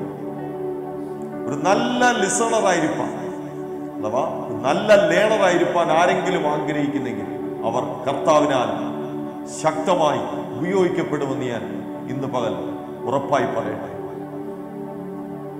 കർത്താവിൽ നിന്ന് കേൾക്കുന്ന ഒരുവർ മാത്രമേ കർത്താവിന് വേണ്ടി പ്രയോജനപ്പെടുവാൻ കഴിയത്തുള്ളൂ. ഹല്ലേലൂയ. ഇന്ന് ആത്മലോകത്തെ ഏറ്റവും വലിയ സ്ട്രഗിൾ മാർത്തയുടെ ഗ്രൂപ്പിലുള്ള ആളുകളാണ്. അത് കഴിഞ്ഞ വർഷം ഞാൻ സഭയിൽ പങ്കുവെച്ചതുപോലെ വെളിപ്പാട് പുസ്തകം 3-ാം അധ്യായം 7 സഭകളിലെ അവസാനത്തെ സഭയായ ലവോദിക്ക സഭ, ആ കാലഘട്ടത്തിലാണ് നമ്മൾ. ലവോദിക്ക സഭയുടെ ഏറ്റവും വലിയ പ്രശ്നം, ലവോദിക്ക എന്ന വാക്കിന്റെ അർത്ഥം തന്നെ ഒപ്പീനിയൻ എന്നാണ്. ഒരർത്ഥം അഭിപ്രായങ്ങൾ, ഒരുപാട് ഐഡിയകളുള്ള, അഭിപ്രായങ്ങളുള്ള, മാനുഷിക പദ്ധതിയുള്ള മനുഷ്യരാണ് ഇന്ന് ആത്മലോകത്ത് കൂടുതൽ. ദൈവത്തിന്റെ കൃപയിൽ നിന്ന്, താഴ്മയിൽ നിന്ന് ഞാൻ അവരോട് പറയട്ടെ, ദൈവത്തിന് അവരെ ഉപയോഗിക്കുവാൻ വളരെ ബുദ്ധിമുട്ടാണ്. ഹല്ലേലൂയ. അതുകൊണ്ടാണ് ആ സഭയോട് കർത്താവ് പറയുകയാണ്, ഞാൻ വാതിൽക്കൽ നിന്ന് മുട്ടുന്നു, ആരെങ്കിലും എന്റെ ശബ്ദം കേട്ട് വാതിൽ തുറന്നു. ഞാൻ അകത്തു വന്ന് അവനോട് കൂടെ ഇരുന്ന് അത്താഴം കഴിക്കും. ഹല്ലേലൂയ. ദൈവശബ്ദം കേൾക്കുവാൻ ഇന്ന് വളരെ ആളുകൾ കുറവുള്ള കാലഘട്ടമാണ്.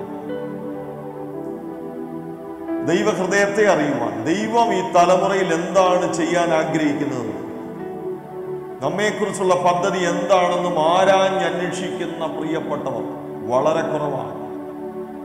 ഇന്ന് മീഡിയ നിങ്ങൾ എടുത്തിട്ട് വളരെ വിഷമത്തോടെ ഒരു നിരൂപകനായി നിന്ന്, ഒരു ക്രിറ്റിസിസ്റ്ററായി നിന്ന് ഞാൻ സംസാരിക്കുകയല്ല.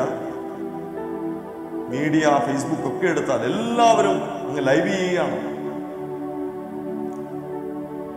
പഴയ ഒരു പഴഞ്ചൊല്ലിക്കുന്നുണ്ട്, വാളെടുക്കുന്നവരെല്ലാം വെളിച്ചപ്പാടായി മാറുന്ന കാലഘട്ടം. ആമേൻ. ഹല്ലേലൂയ. എന്നാൽ തിരുവചനത്തിലേക്ക് വരുമ്പോൾ ആത്മീയ ശുശ്രൂഷകൾ ഗൗരവമുള്ളതാണ്. ദൈവത്തിൽ നിന്ന് കേട്ട് ചെയ്യേണ്ടതാണ്. ദൈവഹിതം അറിഞ്ഞ് ദൈവിക പദ്ധതികളെ ആത്മാവിൽ മനസ്സിലാക്കി അത് ചെയ്യുന്നവരാണ് ബുദ്ധിയുള്ള മനുഷ്യർ. അവരുടെ പണി പാറമേൽ വീട് പണിയുന്ന മനുഷ്യരാണ്. അതിന്മേൽ കാറ്റടിച്ചു, വൻമഴ ചുരിഞ്ഞു, തിരകൾ പൊങ്ങി, ആ വീട് വീടില്ല. എന്നാൽ മറുഭാഗത്ത് വേറെ വീട് പണിയുന്നുണ്ട്. അവരവരുടെ ഇഷ്ടത്തിനും അവരവരുടെ പദ്ധതിക്കും സ്വന്തം ആശയങ്ങളിലും അഭിപ്രായങ്ങളിലും ഐഡിയയിലും ഒക്കെ പണിയുന്ന വീട് കുറച്ചു കഴിയുമ്പോൾ, കാറ്റടിക്കുമ്പോൾ, വൻമഴ ചൊരിയുമ്പോൾ, തിരകൾ പൊങ്ങുമ്പോൾ ആ വീട് വീടും. കാരണം അതിന്റെ അടിസ്ഥാനം മണലിന്മേലാണ്. വേദപുസ്തകം മുഴുവനും ഉൽപ്പത്തി മുതൽ വെളിപ്പാട് വരെ നിങ്ങൾക്ക് ഈ വീട്, രണ്ട് വീടുകളും കാണാം. രണ്ട് കൂട്ട് മനുഷ്യരെ കാണാം. രണ്ട് ടൈപ്പ് ജ്ഞാനം കാണാം. രണ്ട് ടൈപ്പ് വർക്ക് കാണാം. ഹല്ലേലൂയ. എന്നാൽ പരിശുദ്ധാത്മാവ് നമ്മെ വിളിക്കുന്നു, കർത്താവിനെ സ്നേഹിക്കുന്ന സകല മക്കളെയും വിളിക്കുന്നു. കർത്താവിന്റെ വചനങ്ങളെ കേട്ട് ചെയ്യുന്ന ഒരു തലമുറയിൽ, പാറമേൽ വീട് പണിയുന്ന ദൈവത്തിന്റെ മക്കളെ ദൈവം വിളിക്കുന്നു. ഹല്ലേലൂയ. Glory to God. നമ്മുടെ തലമുറയെ ഈ എൻഡ് ടൈം, ഈ അന്ത്യകാല നാം ജീവിക്കുന്ന ഈ തലമുറകളെ കാണിക്കാൻ പഴയ നിയമത്തിൽ ഏറ്റവും നല്ല എക്സാമ്പിൾ 1 ശമൂവേലിന്റെ പുസ്തകമാണ്. 1 ശമൂവേൽ 3-ാം അധ്യായം 2-3 വാക്യങ്ങൾ നമുക്ക് ഈ സമയം വായിക്കാം. ആ കാലത്ത് ഒരിക്കൽ ഏലി തന്റെ സ്ഥലത്ത് കിടന്നുറങ്ങി. കാണാൻ വഹിയാതെ വണ്ണം അവന്റെ കണ്ണ് മങ്ങി തുടങ്ങിയിരുന്നു. ശമൂവേൽ ദൈവത്തിന്റെ പെട്ടകം ഇരിക്കുന്ന യഹോവയുടെ മന്ദിരത്തിൽ ദൈവത്തിന്റെ വിളക്ക് കെടുന്നതിന് മുമ്പേ ചെന്ന് കിടന്നു. 1 ശമൂവേൽ 3-ാം അധ്യായം 2-ാം വാക്യം. ആ കാലത്ത് യഹോവയുടെ വചനം ദുർലഭമായിരുന്നു. And word from the Lord was rare in those days. നിങ്ങൾ ആ വാക്യം ശ്രദ്ധിച്ചെന്ന് ഞാൻ വിശ്വസിക്കുന്നു. ആ കാലത്ത് ദൈവത്തിൽ നിന്ന് വരുന്ന വചനം വളരെ കുറവായിരുന്നു. 66 പുസ്തകങ്ങൾ വിശുദ്ധ ബൈബിൾ നമ്മുടെ കയ്യിലുണ്ട്. അത് മുഴുവനും ലോഗോസാണ്, എഴുതപ്പെട്ട വചനമാണ്. എന്നാൽ ഓരോ കാലഘട്ടത്തിനും വേണ്ടത് അതാത് സമയങ്ങളിൽ ദൈവം വെളിപ്പെടുത്തി തരും. അതാണ് ശമൂവേലിന്റെ പുസ്തകത്തിൽ 3-ാം അധ്യായത്തിൽ അങ്ങനെ വെളിപ്പെട്ട വചനം ആ സമയത്തില്ലായിരുന്നു. അതുകൊണ്ട് അന്ന് ആളുകൾ ജീവിച്ചിരുന്നത് ശമൂവേലിന് മുമ്പുള്ള കാലഘട്ടത്തെ പറ്റി ന്യായാധിപന്മാരുടെ പുസ്തകത്തിലാണ് നമ്മൾ കാണുന്നത്. ന്യായാധിപന്മാരുടെ പുസ്തകം 21-ാം അധ്യായം 25-ാം വാക്യം. അതിന്റെ അവസാന അധ്യായമാണ് ന്യായാധിപന്മാർ 21. അതിന്റെ അവസാന വാക്യം. ആ കാലത്ത് ഇസ്രായേലിൽ രാജാവില്ലായിരുന്നു. ഓരോരുത്തൻ തനിക്ക് ബോധിച്ചതുപോലെ നടന്നു. ആ കാലത്ത് ഇസ്രായേലിൽ രാജാവില്ലായിരുന്നു. ഓരോരുത്തൻ ബോധിച്ചതുപോലെ ജീവിച്ചു. സെയിം സിറ്റുവേഷൻ ആണ് ഈ കാലഘട്ടത്തിലും നമ്മൾ. കടന്നു പോകുന്നത്. എല്ലാവരും ബോധിച്ചതുപോലെ, അവരുടെ ബുദ്ധിക്ക് തോന്നുന്ന പോലെ, അവരുടെ ഉള്ളിൽ വരുന്ന ഐഡിയ പോലെ ഒക്കെയാണ് ഈ നാളുകളിൽ ആത്മീയ ശുശ്രൂഷകളെ കൊണ്ടുപോകുന്നത്. അവർക്ക് മുൻപിൽ വരുന്നത് മാർത്തയുടെ അനുഭവമാണ്. ശുശ്രൂഷ ചെയ്ത് കുഴങ്ങും, നിരാശപ്പെടും.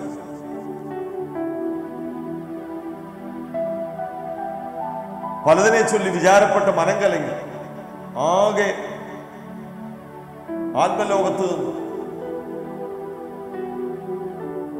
ഒരു വല്ലാത്ത അവസ്ഥയിലേക്ക് മാർത്തയുടെ ഗ്രൂപ്പിലുള്ള ആളുകൾ മാറ്റപ്പെടുവാനിടയാണ്. എന്നാൽ മറിയ ചെയ്തത് കർത്താവിന്റെ കാൽക്കൽ ഇരുന്ന് വചനം കേട്ടുകൊണ്ടിരുന്നു. നമുക്ക് ഈ നാളുകൾ ആവശ്യം റേമാവേടാണ്. കേൾക്കുന്ന ഒരു കാത് പരിശുദ്ധാത്മാവ് നമുക്ക് തരട്ടെ. ദൈവത്തിന്റെ ശബ്ദം കേൾക്കണമെങ്കിൽ ദൈവസന്നിധിയിൽ ഇരിക്കണം. ഇരിക്കുന്ന ഒരാൾക്ക് മാത്രമേ കേൾക്കുവാൻ കഴിയൂ. കഴിഞ്ഞ നാളുകൾ നിന്നോട് സംസാരിച്ചതുപോലെ ഒരു പ്രീസ്റ്റ്ഹുഡിന് മാത്രമേ ദൈവത്തിന്റെ ഹൃദയത്തെ, ദൈവശബ്ദത്തെ അബ്സോർബ് ചെയ്യുവാൻ, ദൈവഹിതത്തെ ഗ്രഹിച്ചെടുക്കുവാൻ, ദൈവശബ്ദത്തെ ഭൂമിയിലേക്ക് കൊണ്ടുവരാൻ നല്ലൊരു പൗരോഹിത്യ വൃന്ദം ഉണ്ടാകും. പൗരോഹിത്യ വൃന്ദം എന്ന് പറഞ്ഞാൽ ലോഹയിട്ട് ഇടക്കെട്ട് കെട്ടിയ ആളുകളെ മാത്രമല്ല ഞാൻ ഉദ്ദേശിച്ചത്. യഥാർത്ഥ പൗരോഹിത്യ വൃന്ദം എന്ന് പറഞ്ഞാൽ കർത്താവിന്റെ പാദപീഠത്തിൽ പ്രാർത്ഥനാ മുറിയിൽ ഈഗറായി ആത്മാവിൽ ജാഗരിക്കുന്ന തന്റെ ജനമാണ് പൗരോഹിത്യ വൃന്ദം. ഒന്നുകൂടെ പറഞ്ഞാൽ അവർ പ്രാർത്ഥനാ മനുഷ്യരാണ്. ആളുകൾക്ക് പ്രാർത്ഥിക്കാൻ സമയമില്ല, പ്രവർത്തിക്കാൻ സമയമാണ്. എത്ര സമയം വേണേലും എന്ത് വേണേലും ചെയ്യാം. പ്രാർത്ഥനയ്ക്കായിരിക്കാൻ 5 മിനിറ്റ് പോലും 10 മിനിറ്റ് പോലും ആളുകൾക്ക് കഴിയുന്നില്ല. അങ്ങനെ ഒരു വലിയ ആത്മീയമായ അധപ്പതനം ഈ നാളുകൾ നടക്കുന്ന ഈ ടൈമിൽ, ഈ സീസണിൽ ദൈവാത്മാവ് നമ്മെ വിളിക്കുന്നു. അവന്റെ ഹൃദയം പകർന്നു തരുക.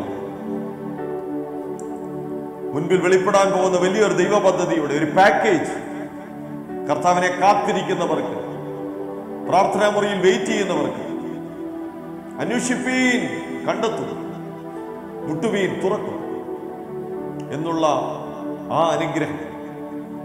കാര്യങ്ങൾ മറച്ചു വയ്ക്കുന്നത് ദൈവത്തിന് മഹത്വം, കാര്യങ്ങൾ ആരായുന്നത് രാജാക്കന്മാരുടെ മഹത്വം.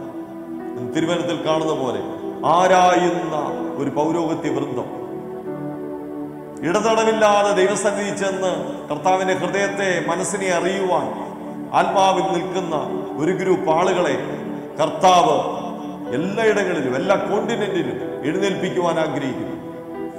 ഈ ദൂത് കേൾക്കുന്ന നിങ്ങൾക്ക് മാർത്തയുടെ ഒരു സിറ്റുവേഷനിലാണെങ്കിൽ എല്ലാം നിർത്തിവെച്ച് കർത്താവിന്റെ സന്നിധിയിൽ സൈലന്റായി. യെശയ്യാപ്രവചനം പറയുന്നു, ആശ്രയിക്കുന്നതിലും വിശ്രമിക്കുന്നതിലുമാണ് ഞങ്ങളുടെ ബലം. അങ്ങനെയൊരു തലമുറയെ ദൈവത്തിന് എഴുന്നേൽപ്പിക്കുവാൻ ആഗ്രഹിക്കുന്നു. ഹല്ലേലൂയ, glory to God.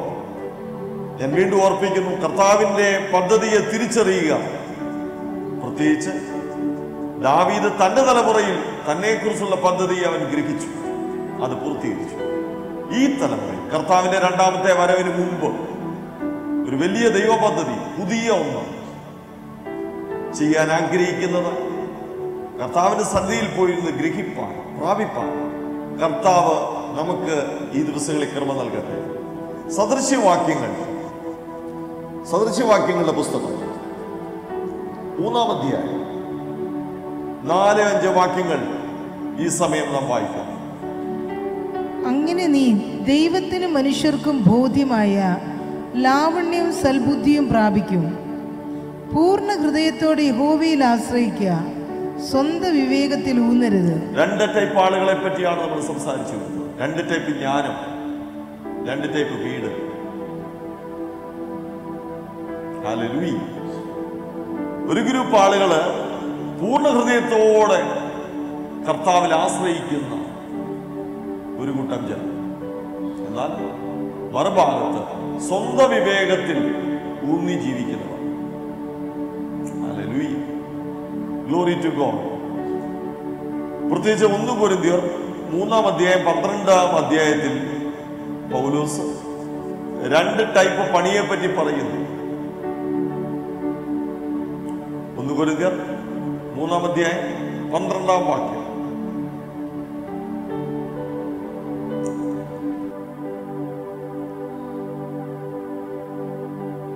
First Corinthians chapter 3 verse 12.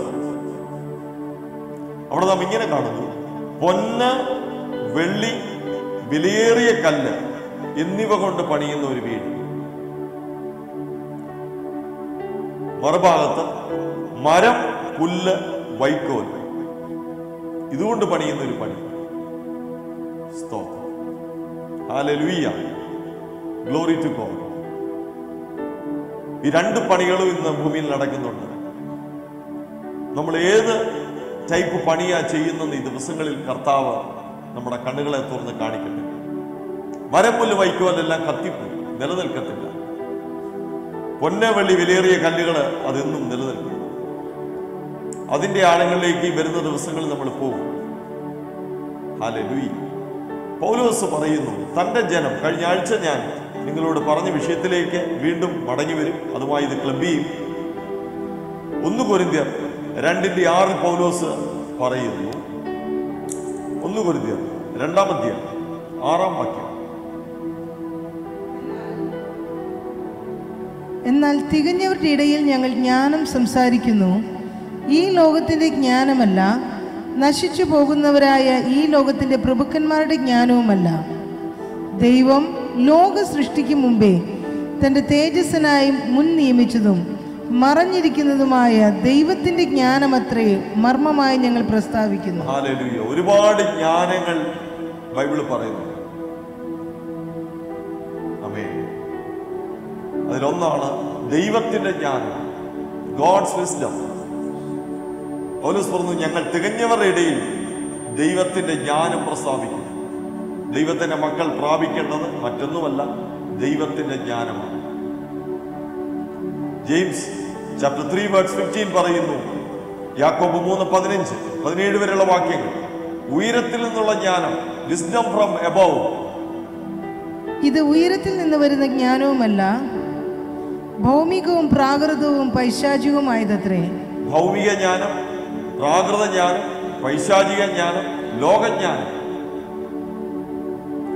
ഇതിലാണ് ഒരു കൂട്ടം ആളുകൾ. പ്രാകൃത ജ്ഞാനം, നാച്ചുറൽ വിസ്ഡം, വേൾഡ്ലി വിസ്ഡം, ഇതിലാണ് നല്ല ശതമാനം ആളുകൾ ജീവിക്കുന്നത്. അതാണ് മുമ്പ് നമ്മൾ വായിച്ചത്, സ്വന്തം വിവേകത്തിലൂന്നി അവരിൽ തന്നെയുള്ള ജ്ഞാനം. എന്നാൽ ദൈവത്തിന്റെ മക്കൾക്ക് അതല്ല ആവശ്യം, ഉയരത്തിലെ ജ്ഞാനം, വിസ്ഡം ഫ്രം എബവ്, ദൈവിക ജ്ഞാനം.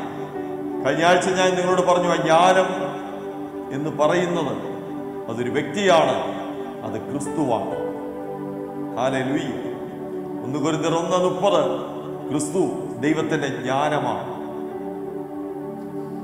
ഇന്ന് പ്രഭാതം എന്നെ കേൾക്കുന്ന എല്ലാ ദൈവമക്കളും മനസ്സിലാക്കുക, ആദിയിൽ വചനമുണ്ടായിരുന്നു, വചനം ദൈവത്തോടു കൂടിയായിരുന്നു, വചനം ദൈവമായിരുന്നു, അത് ക്രിസ്തുവാണ്. ഇന്ന് പകലും നമുക്ക് വെളിപ്പെടുന്നത് ക്രിസ്തുവിനെയാണ്. ഹല്ലേലൂയ. ഈ ദിവസങ്ങൾ അവന് തൃക്കാക്കലിടുന്ന ദൈവത്തിന്റെ ജ്ഞാനം പ്രാപിക്കാൻ കർത്താവ് നമുക്ക് കൃപ നൽകട്ടെ. സദൃശവാക്യങ്ങൾ തന്നെ ജ്ഞാനത്തെ പറ്റി വളരെ ആഴത്തിൽ എഴുതിയിരിക്കുന്ന ഒരു പുസ്തകമാണ്. സദൃശവാക്യങ്ങൾ 3:13 മുതൽ 16 വരെയുള്ള വാക്യങ്ങൾ വളരെ വേഗത്തിൽ വായിക്കുന്നു. ജ്ഞാനം പ്രാപിക്കുന്ന മനുഷ്യനും വിവേകം ലഭിക്കുന്ന നരനും ഭാഗ്യവാൻ. ഭൂമിയിൽ ഏറ്റവും വലിയ ഭാഗ്യവാൻ എന്ന് വചനം പറയുന്നത്, കഴിഞ്ഞ ആഴ്ച ഞാൻ ഓർപ്പിച്ചതുപോലെ, 4 പുത്തൻ ഉണ്ടാക്കിയ ആളല്ല. ലോകത്തിലെ എല്ലാ ആളുകളും അത് തന്നെയാണ്, ദൈവമക്കളുടെയിലും അത് തന്നെയാണ് ആളുകൾ വിശ്വസിച്ചിരിക്കുന്നത്. മെറ്റീരിയലായി, ഭൗതികമായി എന്തെങ്കിലും ഈ ഭൂമിയിൽ നേടിയത്, 4 കാശ് സമ്പാദിച്ചു, അങ്ങനെയുള്ള ആളുകളെ മിടുക്കൻ, മിടുക്കി, ഭാഗ്യവാൻ, ഭാഗ്യവതി എന്ന് നമ്മൾ വിളിക്കുന്നു. എന്നാൽ ബൈബിള് പറയുന്നു, ജ്ഞാനം പ്രാപിക്കുന്ന മനുഷ്യനാണ് ഈ ഭൂമിയിൽ ഏറ്റവും ഭാഗ്യവാൻ. വിവേകം ലഭിക്കുന്നവനാണ് ഏറ്റവും ഭാഗ്യമാണ്. ഇന്ന് പ്രഭാതവും ഞാനും നിങ്ങൾ പ്രാപിച്ചു കൊണ്ടിരിക്കുന്ന കർത്താവിന്റെ സന്നിധിയിൽ ഇരിക്കുമ്പോൾ ലഭിക്കുന്നത് ജ്ഞാനമാണ്. അത് ക്രിസ്തുവാണ്. ഹല്ലേലൂയ. നമുക്ക് ലഭിക്കുന്നത് ദൈവത്തിന്റെ വചനം. ഞാൻ ദൈവത്തെ മഹത്വപ്പെടുത്തുന്നു. Glory to God. അതുകൊണ്ട് ഈ തലമുറയിൽ ദൈവത്തിന്റെ ഹിതത്തെ അറിയുവാൻ നമുക്ക് കർത്താവ് തരുന്നത് അവന്റെ ജ്ഞാനമാണ്. സദൃശ്യം 9:1 നാം ഇങ്ങനെ വായിക്കുന്നു, ജ്ഞാനമായവൾ തന്റെ വീട് പണിയുന്നു. Glory to God. നമ്മുടെ കുറിവാക്യം അതാണ്. എന്റെ ഈ വചനങ്ങളെ കേട്ട് ചെയ്യുന്നവനൊക്കെ പാറമേൽ വീട് പണിത ബുദ്ധിയുള്ള മനുഷ്യരോട് തുല്യനാണ്. നാം ഒരു വീട് പണിയിലാണ്. അതാണ് ഈ വരുന്ന ആഴ്ചകൾ നമ്മുടെ പ്രധാന വിഷയം. ദൈവത്തിന്റെ വീട്, ഗോഡ്സ് ഹൗസ്. ഈ ലോക്ക്ഡൌൺ പീരീഡിന്റെ തുടക്ക സമയങ്ങളിൽ നമ്മൾ അതിന് ആരംഭം കുറിച്ചു. നമ്മൾ ആ വിഷയത്തിലേക്ക് പോയിട്ടില്ല. എന്നാൽ ഇത് കൺക്ലൂഡ് ചെയ്യുന്നത് അവിടെയാണ്. വേദപുസ്തകവും കൺക്ലൂഡ് ചെയ്യുന്നത് ദൈവത്തിന്റെ വീടിനെ പറ്റിയും ദൈവത്തിന്റെ കൂടാരത്തെ പറ്റിയും പറഞ്ഞാണ്. ഹല്ലേലൂയ. ഇതാ മനുഷ്യരോടുകൂടെ ദൈവത്തിന്റെ കൂടാരം. 2 ടൈപ്പ് വീടുകളെ ഞാൻ പറഞ്ഞു. 1 പാറമേൽ പണിത വീട്, 2 മണലിന്മേൽ പണിയുന്ന വീട്. എന്നെ കേൾക്കുന്ന ദൈവമക്കൾ ശ്രദ്ധിക്കുക. നാം പണിയുന്ന പണി, നമുക്ക് ലഭിക്കുന്ന ജ്ഞാനം, നാം പണിയുന്ന വീട് ഇതെന്താണെന്ന് ആഴത്തിൽ ആത്മാവിൽ ഗ്രഹിക്കുവാൻ ദൈവം ഓരോരുത്തർക്കും കൃപ നൽകട്ടെ. ഹല്ലേലൂയ. പുതിയ നിയമ വെളിച്ചത്തിൽ എഫേസ്യ ലേഖനം 1:17, Ephesians chapter 1:17.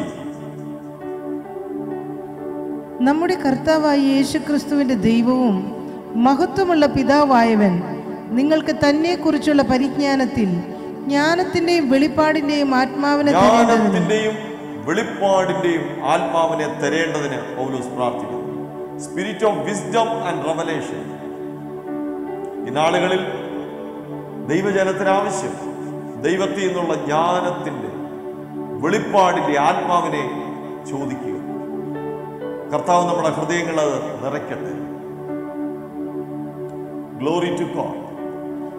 ആ ജ്ഞാനമാണ്, ആ വെളിപ്പാടാണ് നമുക്ക് ഈ വീട് പണിയുവാൻ കർത്താവ് കൃപ നൽകുന്നത്. ഞാൻ കർത്താവിനെ മഹത്വപ്പെടുത്തുന്നു. ഞാൻ ഈ മെസ്സേജിലേക്ക് മടങ്ങി വന്ന ഇന്ന പ്രഭാതം പ്രാർത്ഥിക്കും. കൺക്ലൂഡ് ചെയ്യുന്നതിന് മുമ്പ് ഉൽപ്പത്തി പുസ്തകം 4-ാം അധ്യായം മുതൽ 6-ാം അധ്യായം വരെ മനുഷ്യന്റെ വീഴ്ചയ്ക്ക് ശേഷം ആദാം ദൈവിക പദ്ധതിയിൽ നിന്ന് വീണുപോയതിനു ശേഷം നിങ്ങൾക്കറിയാമോ, സഖറിയ പ്രവചനം 12:1 പറയുന്നു, ആകാശം വിരിക്കി ഭൂമിയുടെ അടിസ്ഥാനം ഇടുകയും മനുഷ്യന്റെ ആത്മാവിനെ അവന്റെ ഉള്ളിൽ നിർമ്മിക്കുകയും ചെയ്തിരിക്കുന്ന യഹോവ. ലളിതമായി പറഞ്ഞാൽ ഈ പ്രപഞ്ചം മുഴുവനും, ഈ ഭൂമി മുഴുവനും മനുഷ്യന് വേണ്ടി ദൈവം സൃഷ്ടിച്ചതാണ്. ആകാശം ഭൂമിക്ക് വേണ്ടിയുള്ളതാണ്, ഭൂമി മനുഷ്യന് വേണ്ടിയുള്ളതാണ്, മനുഷ്യൻ ദൈവത്തിന് വേണ്ടിയുള്ളവനാണ്. ഹല്ലേലൂയ. ഈ തിരിച്ചറിവുള്ളവർക്കായി ഞാൻ ദൈവത്തെ സ്തുതിക്കുന്നു. അതാണ് ഞാൻ ഇന്ന് പ്രഭാതത്തെ മെസ്സേജ് നിങ്ങളോട് ഓർപ്പിച്ചപ്പോൾ ദൈവിക പദ്ധതിയെ, ഈ തലമുറയിൽ വെളിപ്പെടുന്ന ദൈവിക പദ്ധതിയെ തിരിച്ചറിയുക, ആ പദ്ധതിയുടെ പാർട്ടായി തീരുക. ആ പദ്ധതിയെ തിരിച്ചറിയുവാൻ ദൈവജ്ഞാനം നമുക്ക് ആവശ്യമാണ്. മനുഷ്യൻ വീണുപോയതിനു ശേഷം വീണ്ടും ദൈവിക പദ്ധതിയിലേക്ക് അവനെ റെസ്റ്റോർ ചെയ്യുന്ന ഭാഗമാണ് ഉൽപ്പത്തി 4 മുതൽ 6 വരെയുള്ള അധ്യായങ്ങൾ. 4, 5, 6.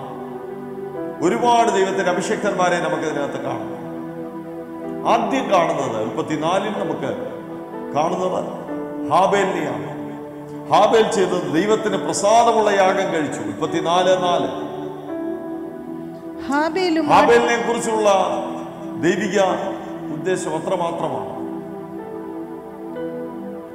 അവനൊരു സത്യം മനസ്സിലായി, വീണുപോയ മാനവജാതിക്ക്, മനുഷ്യൻ ദൈവപ്രസാദം ലഭിക്കുവാൻ മറ്റൊരു വഴിയില്ല. അത് യേശു ക്രിസ്തുവിനെ തന്നെ, കുഞ്ഞാടിനെ തന്നെ ആവശ്യമാണ്. ഒരു യാഗം ആവശ്യമാണ്. അവന് തിരുവചനത്തിനകത്തെ ജ്ഞാനം ലഭിച്ചു, വെളിപ്പാട് ലഭിച്ചു. രക്ഷയെക്കുറിച്ച്, രക്ഷയുടെ വെളിപ്പാടവന് ദൈവം നൽകി. ഹല്ലേലൂയ. ദൈവിക യഥാസ്ഥാനത്തിന്റെ ആദ്യത്തെ പടി അതാണ്. മറ്റൊരുത്തരിലും രക്ഷയില്ല. നാം രക്ഷിക്കപ്പെടുക യേശു ക്രിസ്തുവിന്റെ നാമമല്ലാതെ ഈ ഭൂമിയിൽ വേറെ ഒരു നാമവുമില്ല. ആകാശത്തിന്റെ കീഴിൽ നൽകപ്പെട്ട ഒരേ ഒരു നാമം, നാം ആരാധിക്കുന്ന യേശു ക്രിസ്തുവിന്റെ നാമം. അത് തിരിച്ചറിഞ്ഞവനാണ് ഹാബേൽ. എന്നാൽ രണ്ടാമത്തെ ടൈപ്പ് മനുഷ്യനെ ഇവിടെ കാണാം. കയീൻ ദൈവജ്ഞാനം പ്രാപിക്കാതെ സ്വന്തം വിവേകത്തിൽ, സ്വന്തം ജ്ഞാനത്തിൽ ഊന്നി അവൻ പണിതു. അവനും യാഗം ചെയ്തു, അവനും യാഗപീഠമുണ്ടാക്കി. പക്ഷേ ആ യാഗത്തിൽ ദൈവം പ്രസാദിച്ചില്ല. അവന്റെ മുഖം വാടി, അവൻ അസൂയാലുവായി തീർന്നു, കൊലപാതകിയായി തീർന്നു. ഹല്ലേലൂയ. ദൈവത്തിന്റെ ജ്ഞാനം പ്രാപിക്കുക അവന് ലഭിച്ചത് രക്ഷയുടെ സന്ദേശമാണ്. എന്നാൽ അടുത്ത വ്യക്തിയെ കാണാം, ഏനോശ്. 34:26. അവൻ മറ്റൊന്നും ചെയ്തില്ല. അവന് ആരാധന എന്താണെന്ന് മനസ്സിലായി. വർഷിപ്പ്. ആരാധന എന്ന് പറയുന്നത് എന്തെങ്കിലും ചടങ്ങോ ആചാരമോ ഒന്നുമല്ല, അനുഷ്ഠാനങ്ങളല്ല.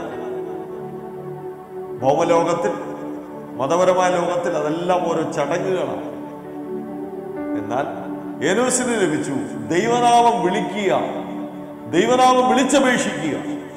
അതാണ് ആരാധന. അതെവിടെ നിന്നും വിളിക്കാം.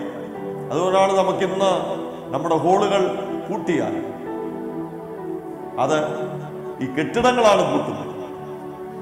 നമ്മുടെ ഹൃദയത്തെ പൂട്ടുവാൻ ഈ ഭൂമിയിൽ ഒരു ശക്തിക്കും കഴിയത്തില്ല. അതുകൊണ്ടാണ് കർത്താവായ യേശുവിന്റെ നാമം വിളിച്ചപേക്ഷിക്കുന്ന ഏവരും രക്ഷിക്കപ്പെടും.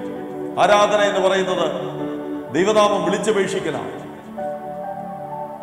ഹല്ലേലൂയ. Glory to God. അതുകൊണ്ടാണ് പൗലോസിന്റെ കാരാഗ്രഹത്തിൽ ഇരുന്ന് ആരാധിക്കാൻ പറ്റും.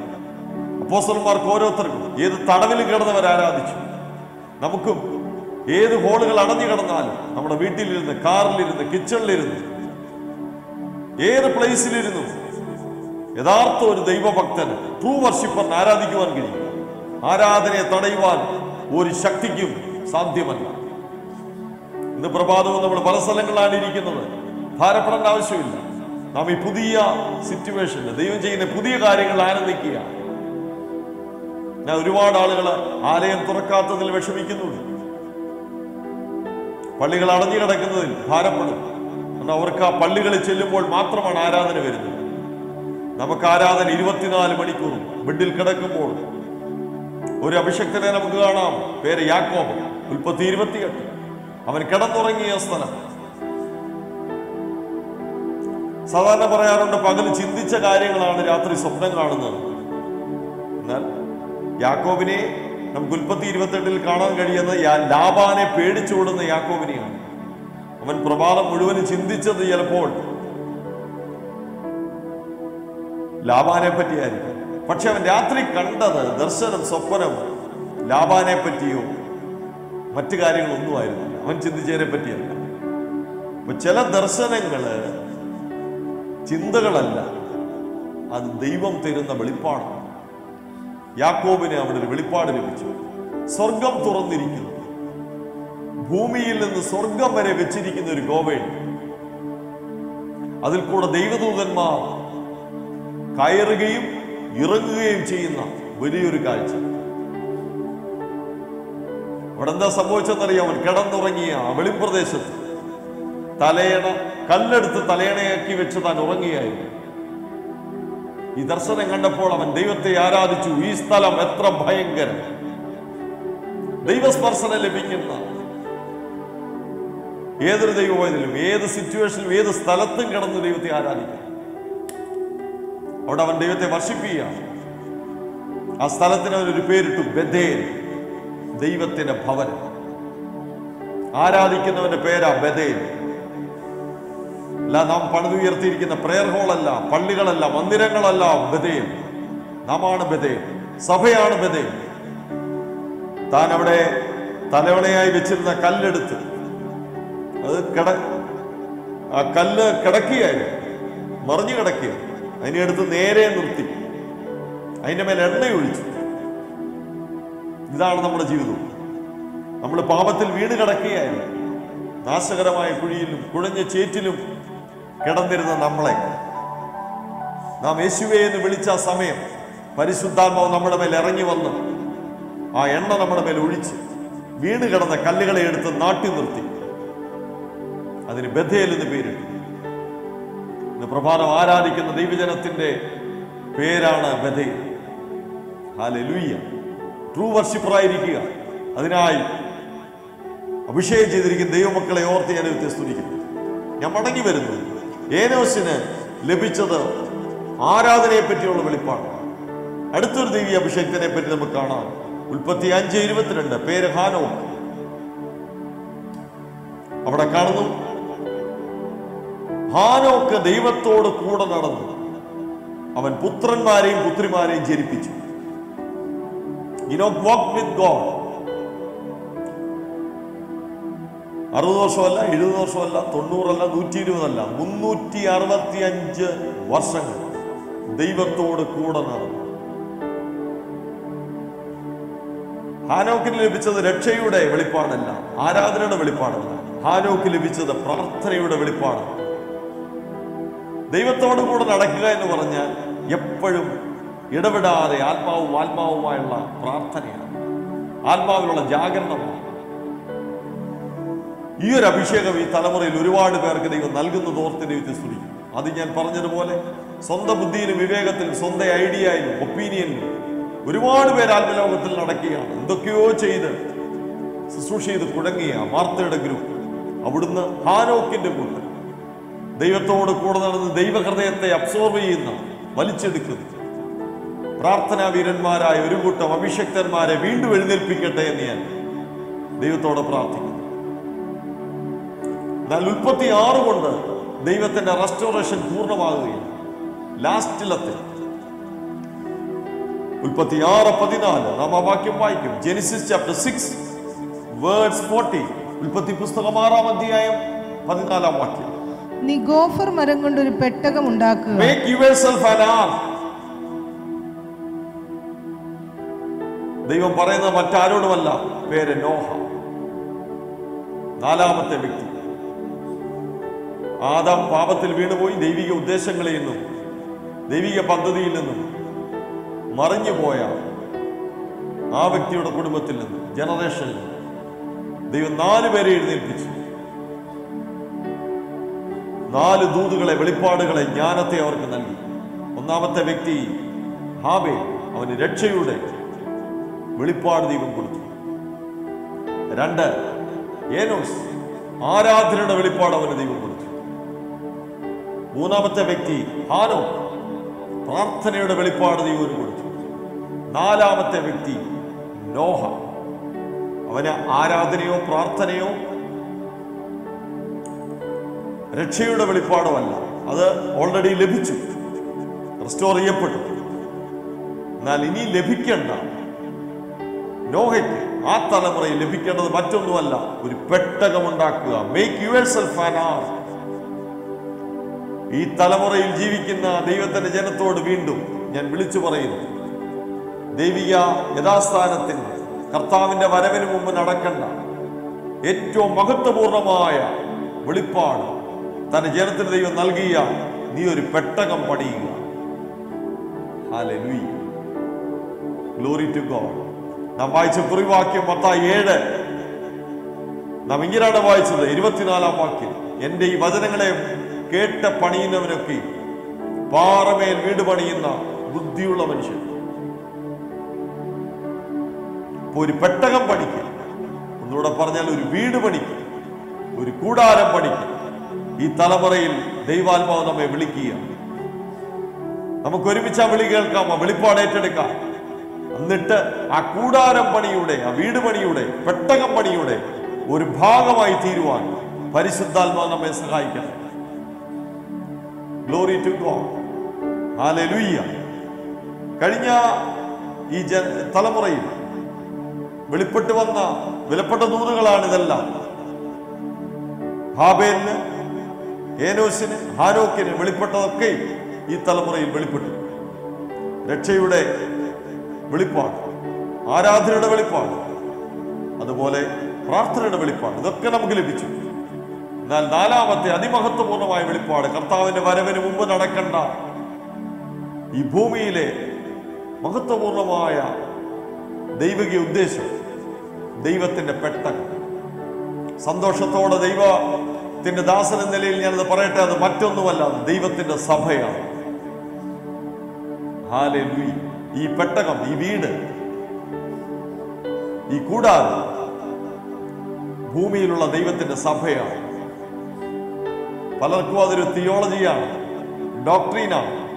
എന്നാൽ അതല്ല, യാഥാർത്ഥ്യമാണ്. ദൈവം വസിക്കുന്ന ദൈവത്തിന്റെ ഭവനം, ദൈവം വസിക്കുന്ന ദൈവത്തിന്റെ പെട്ടകം. പെട്ടകം പണിത് കഴിഞ്ഞപ്പോ പ്രളയം വന്നു. കർത്താവിന്റെ വരവിന് മുമ്പ് ദൈവത്തിന്റെ പെട്ടകത്തിന്റെ പണി നമ്മിൽ കൂടെ പൂർത്തിയാക്കട്ടെ. കർത്താവ് കൃപ ചെയ്താൽ വരുന്ന ആഴ്ചകൾ നാം ദൈവഭവനം, ദൈവത്തിന്റെ പെട്ടകം എന്നുള്ള വിഷയത്തിലേക്ക് നമ്മൾ ഒരുമിച്ച് കടക്കും. ഹല്ലേലൂയ. ഇന്ന് പകൽ നമ്മൾ പ്രാപിച്ചത് ഈ തലമുറയ്ക്കുള്ള ദൈവ സന്ദേശം. ദൈവത്തിന്റെ പെട്ടകം പണിക്ക് ഒരുങ്ങുക, ദൈവത്തിന്റെ വീട് പണിക്ക് ഒരുങ്ങുക. വേദപുസ്തകം മുഴുവനും ഈ പണിയെ പറ്റിയാണ് പറയുന്നത്. ഉൽപ്പത്തി 11-ലും 12-ലും 2 പണികളെ കാണാം. ഒന്ന് ബാബേൽ, 2 ദൈവസഭ.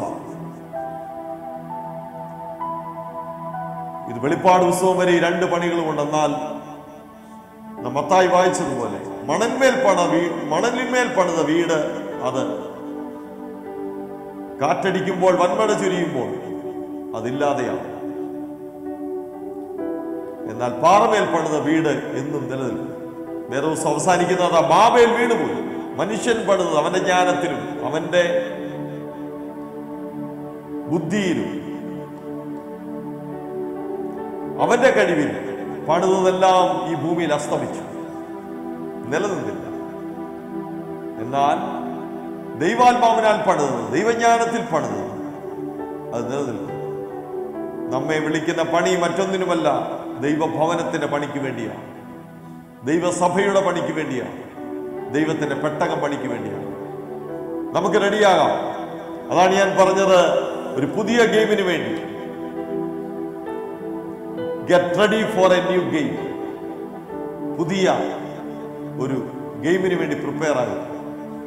അതിനുള്ള സമയമാണ്. കർത്താവേ, നമുക്ക് ജ്ഞാനം പ്രാപിക്കാം, വെളിപ്പാട് പ്രാപിക്കാം. അതിനുവേണ്ടി നമുക്ക് അടുത്തിയല്ല. ഒരു സത്യം കൂടെ പറഞ്ഞ് ഞാൻ പ്രാർത്ഥിച്ച് ക്ലോസ് ചെയ്യും.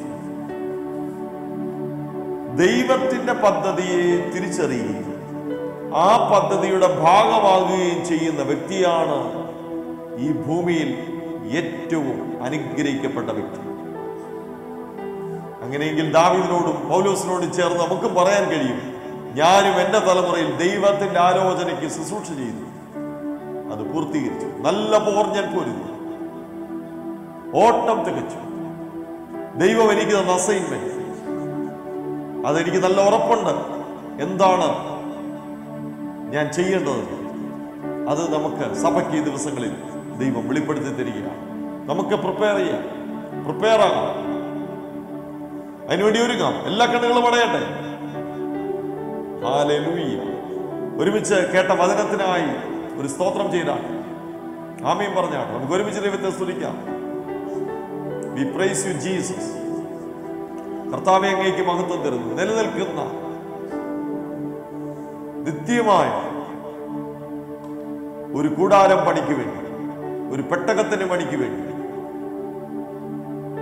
ഒരു വീടിന്റെ പണിക്ക് വേണ്ടി, പാറമേൽ പണിയുന്ന വീടിന് വേണ്ടി ദൈവം ഞങ്ങളെ വിളിച്ചിരിക്കുക. കർത്താവേ, 2 ടൈപ്പ് വീടുകളെ ഞങ്ങൾ കണ്ടു, 2 ടൈപ്പ് ആളുകളെ കണ്ടു, 2 ടൈപ്പ് ജ്ഞാനം കണ്ടു, 2 ടൈപ്പ് വർക്ക് കണ്ടു. എന്നാൽ ഞങ്ങളുടെ വർക്ക് കർത്താവെ, പാറമേൽ പണിയുന്ന വീടിന്റെ ആ പണിക്ക് ഞങ്ങളെ സമർപ്പിക്കും. അതിനുള്ള ജ്ഞാനം, ദിവ്യമായ ജ്ഞാനം, ഉയരത്തിലെ ജ്ഞാനം ഞങ്ങൾ ചോദിക്കും. ഹല്ലേലൂയ. ആ ബുദ്ധിയുള്ള മനുഷ്യരായി, ജ്ഞാനമുള്ള മനുഷ്യരായി, ദൈവജ്ഞാനമുള്ളവരായി ഈ തലമുറയിൽ ആയിരിക്കാൻ ഞങ്ങൾ ആഗ്രഹിക്കുന്നു.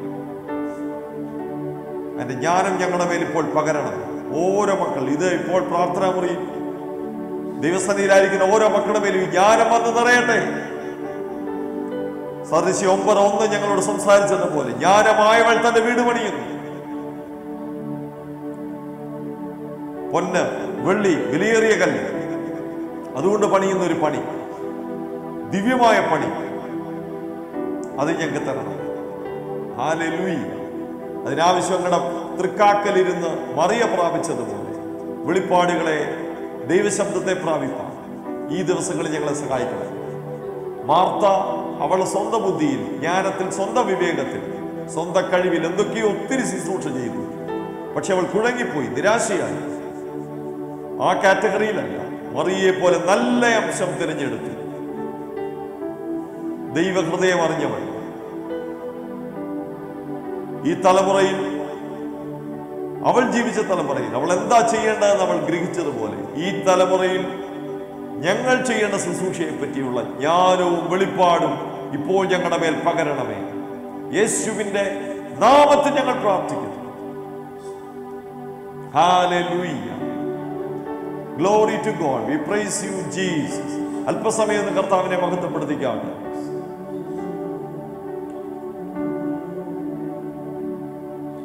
Praise you, Jesus. Hallelujah, Jesus. നന്ദി കരേറ്റുന്ന ദൈവമേ, പിതാവിനെ ഞങ്ങൾ മഹത്വം കരേറ്റുന്നു, പുത്രൻ തമ്പുരാന് മഹത്വം കരേറ്റുന്നു, പരിശുദ്ധാത്മാവാൻ ദൈവമേ ഞങ്ങളങ്ങേ സ്വാഗതം ചെയ്യും. ഇപ്പോൾ ഈ തലമുറയിൽ ചെയ്യേണ്ട ശുശ്രൂഷയ്ക്ക് വേണ്ടി ദൈവം ഞങ്ങളെ ഒരുക്കണം. അതിന്റെ ആലോചനകളായി ഞങ്ങളെ നിറയ്ക്കണം. അതിനുവേണ്ടി ദിവസങ്ങളിൽ, ഈ ദിവസങ്ങളിൽ പുതിയ ഗെയിമിന് വേണ്ടി ദൈവം ഞങ്ങൾക്ക് വേണ്ടി ഒരുക്കുന്ന പുതിയ ഗെയിമിന് വേണ്ടി ആത്മാവിലും മനസ്സിലും ഒരുങ്ങുവാൻ, ദൈവിക വെളിപ്പാടുകളെ പ്രാപിക്കാൻ കർത്താവ് ഞങ്ങൾക്ക് കൃപ ചെയ്യണം. അങ്ങനെ കർത്താവ് ചെയ്യുന്നതിനാൽ സ്തോത്രം. യേശു ക്രിസ്തുവിൻ അൻപുള്ള നാമത്തിൽ തന്നെ. ആമേൻ, ആമേൻ, ആമേൻ. God bless you.